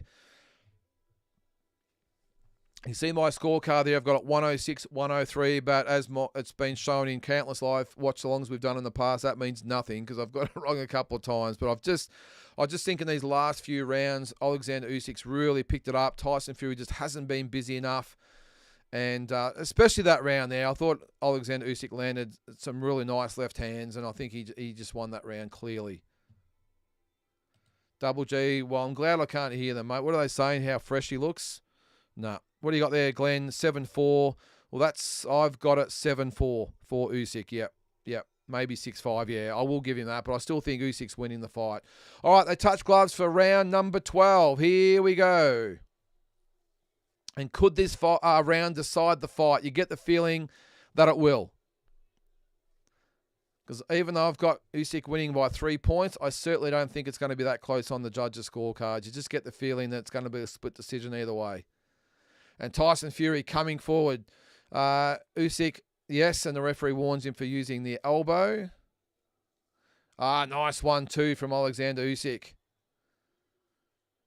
Just waited for Tyson to throw that right hand and come back with a nice left hand.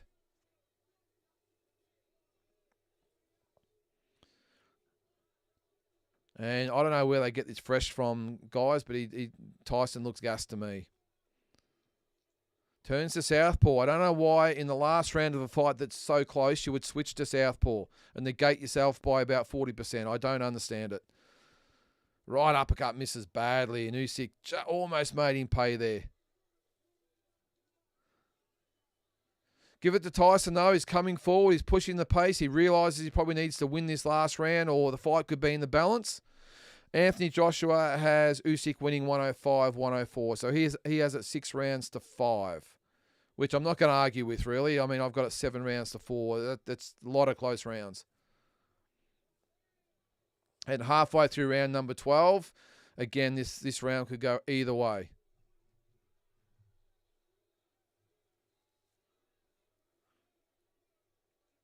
So Tyson Fury snapping out the jab, throws the right hands, it gets taken on the gloves by Usyk.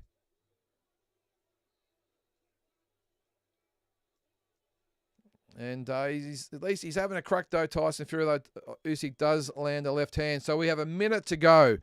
Round number 12. And Usyk lands a nice 1-2 against an exhausted Tyson Fury. Although he does come back, Tyson.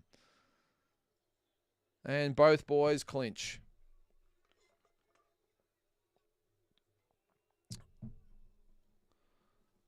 And both guys just leaving it all in the ring at this stage. There's a nice jab from Alexander Usyk. Tough round to score, though. Really tough round to score. Both guys have had their moments. 30 seconds to go.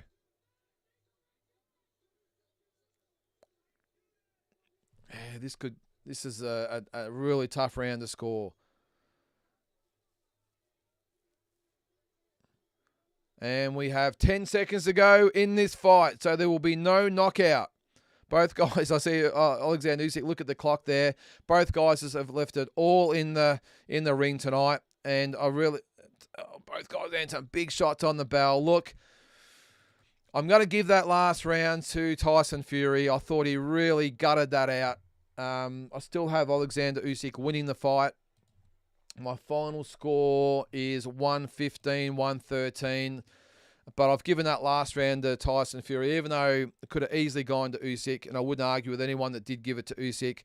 But I've given it to Fury just because of so many of those other rounds. So there's my scorecard over at 115-113.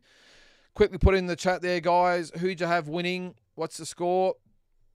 Glenn, Usyk for me, but I sense a robbery. I'm not going to argue with that either, Glenn. I just sense something's in the air. Double G says Usyk, but they will call Fury or draw. Draw could be on the cards. Look, I thought the first fight, I thought that Fury might have just edged the first fight or could have been a draw. Not going to argue that Usyk won, of course, because it was that close. But in this fight, I think this time that Usyk has done enough. I really do. And Tyson drops to one knee and crosses himself. Thanks. He's God for looking after him in there. His wife is his wife at ringside with looks like another relative. Yeah, James. Yeah, well, even with my score there, mate, I was sort of going by Anthony Joshua's middle round. So look, could be a draw. And if it is a draw, I'm not going to argue with it because I missed that those middle 2 rounds and only saw glimpses of it. So Damien DAZN pathetic. It happened to so many people all over the world. Well, let's hope they give everyone a rematch. Geez, that would cost an absolute fortune if they've got to refund everyone's money.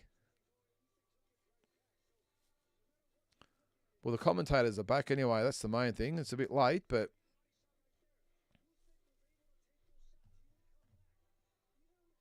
so, Glenn, we've seen the best of these two. Don't need a trilogy. Yeah, I tend to agree with that, Glenn. I'm not sure a third fight would really prove anything, really.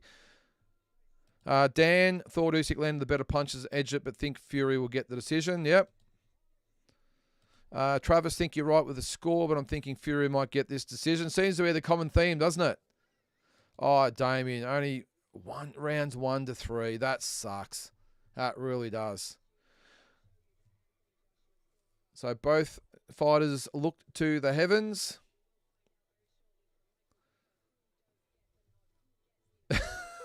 Go, Damien. Good stuff.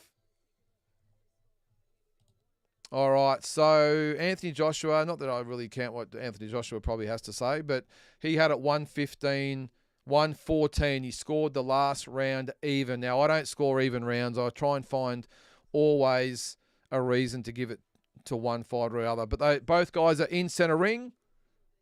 Let's go and hear what Michael Buffer has to say.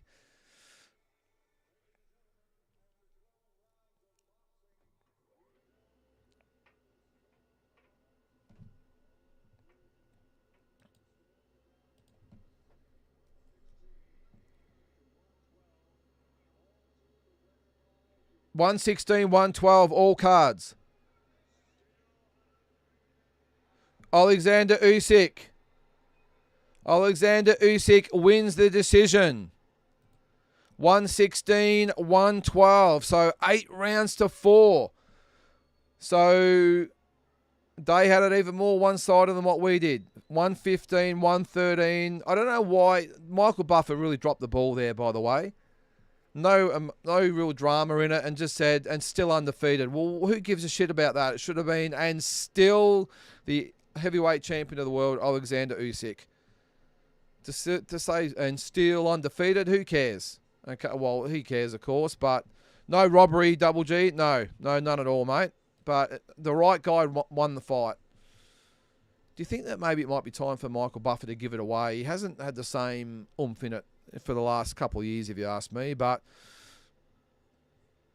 my sound, I don't know. Is it my sound? I don't know, mate. I got no idea. Oh, maybe because of the stream, maybe. Maybe they're blocking me. I don't know. What's that there? How would a Pete David Hay go against Usyk? Usyk wins that every day in the book, if you ask me. Glenn, yep, judges were spot on. I agree. Yeah, Dan, actually shocked the judges got it right. I'm with you there, mate. Good. I was wrong about my corruption allegations. Yep. Right result. Yep. I finally got one right. Yep. What a letdown of an announcement. Yeah, I just think it's not the first time either, if you ask me there, Hanoi. I think that Michael Buffer hasn't had the same gusto for quite some time. I think maybe they need to bring in some of those new young guns. There's some good announcers out there too. What's that, Double G? Will Fury blame the Usyk wheel the Ukrainian war again? Yeah, look, he's got to put the arms up and say he won. I was probably kind to Fury in a couple of those rounds. So I have it 7 rounds to 5. All 3 judges had it 8 rounds to 4, which is maybe around the mark. I just thought Usyk was a lot busier. Fury just didn't do enough. He just didn't do enough. Flash is happy there. Happy New Year to you too, mate. Look out, Daniel D. Yeah, I think if they fight again, I think Usyk does the job again with him. I was just going to say, does Alexander Usyk want a second fight with Daniel Dubois? But if he's got a belt, well, maybe he does. But he has mentioned that he wants to go back down to cruiserweight. So do we get Alexander Usyk, Jai Pataya? Wow, geez, what a fight that would be. He's got to lose a lot of weight though, Usyk. You think you have to lose about 12 kilos. I think I worked it out too. So yeah, guys, that is it. Alexander Usyk wins the decision and retains his undisputed heavyweight title. 116, 112 on all 3 cards. You can see my card there. I had it 115 to 113 for Alexander Usyk. Either way, the right man won the fight, which is not something we can say in recent times. James, mate, I'm with you there, mate. I don't think money has always been a massive factor for Alexander Usyk. And what did he get? 180 million or something, whatever it was. Anyway, it was a lot of money. If money's not the thing for him, if I was him, I'd just say, look, I've beaten Fury twice. I've beaten Anthony Joshua twice. He's beaten Daniel Dubois, so it doesn't need to fight him again. If I was him, I'd say, look, enough's enough. I'm out of here. You guys sort it out and be done with it. Because he's of the top 3 heavyweights at this time. Fury, Joshua, Dubois, 5-0 against those 3 fighters. So, and he stopped Dubois. And regardless of all the controversy, he stopped Dubois. So what's he got left to prove? He has nothing. Thanks for today. No worries at all, mate. No worries. It's always a pleasure. It's always good when it's early in the morning. I mean, it's only 10:30. So I'll probably take Neil for a walk now, do my review, and then spend the rest of the day just chilling, I think, mate. So, he's 80 years old, Jack. I agree. Time to give it away. Contact him. I'm going to contact him anyway and try and get my money back. Well, I lost 2 rounds as well, so interviewing Alexander Usyk at the moment. Just a humble guy, isn't he? Really, really humble guy, and good on him. 5-0 against the 3 premier heavyweights of this era. Well, Daniel Dubois is probably not of this era, but at the current time. So, and at cruiserweight, he beat Breeders, unified the title. Just a great win by him, and all the credit to him for getting his win. So, guys, look, I think that's going to do it for this broadcast. As I said, I'm going to go take Neil for a walk now and do my review. Tomorrow night, we'll talk about this on Talking Boxing as well.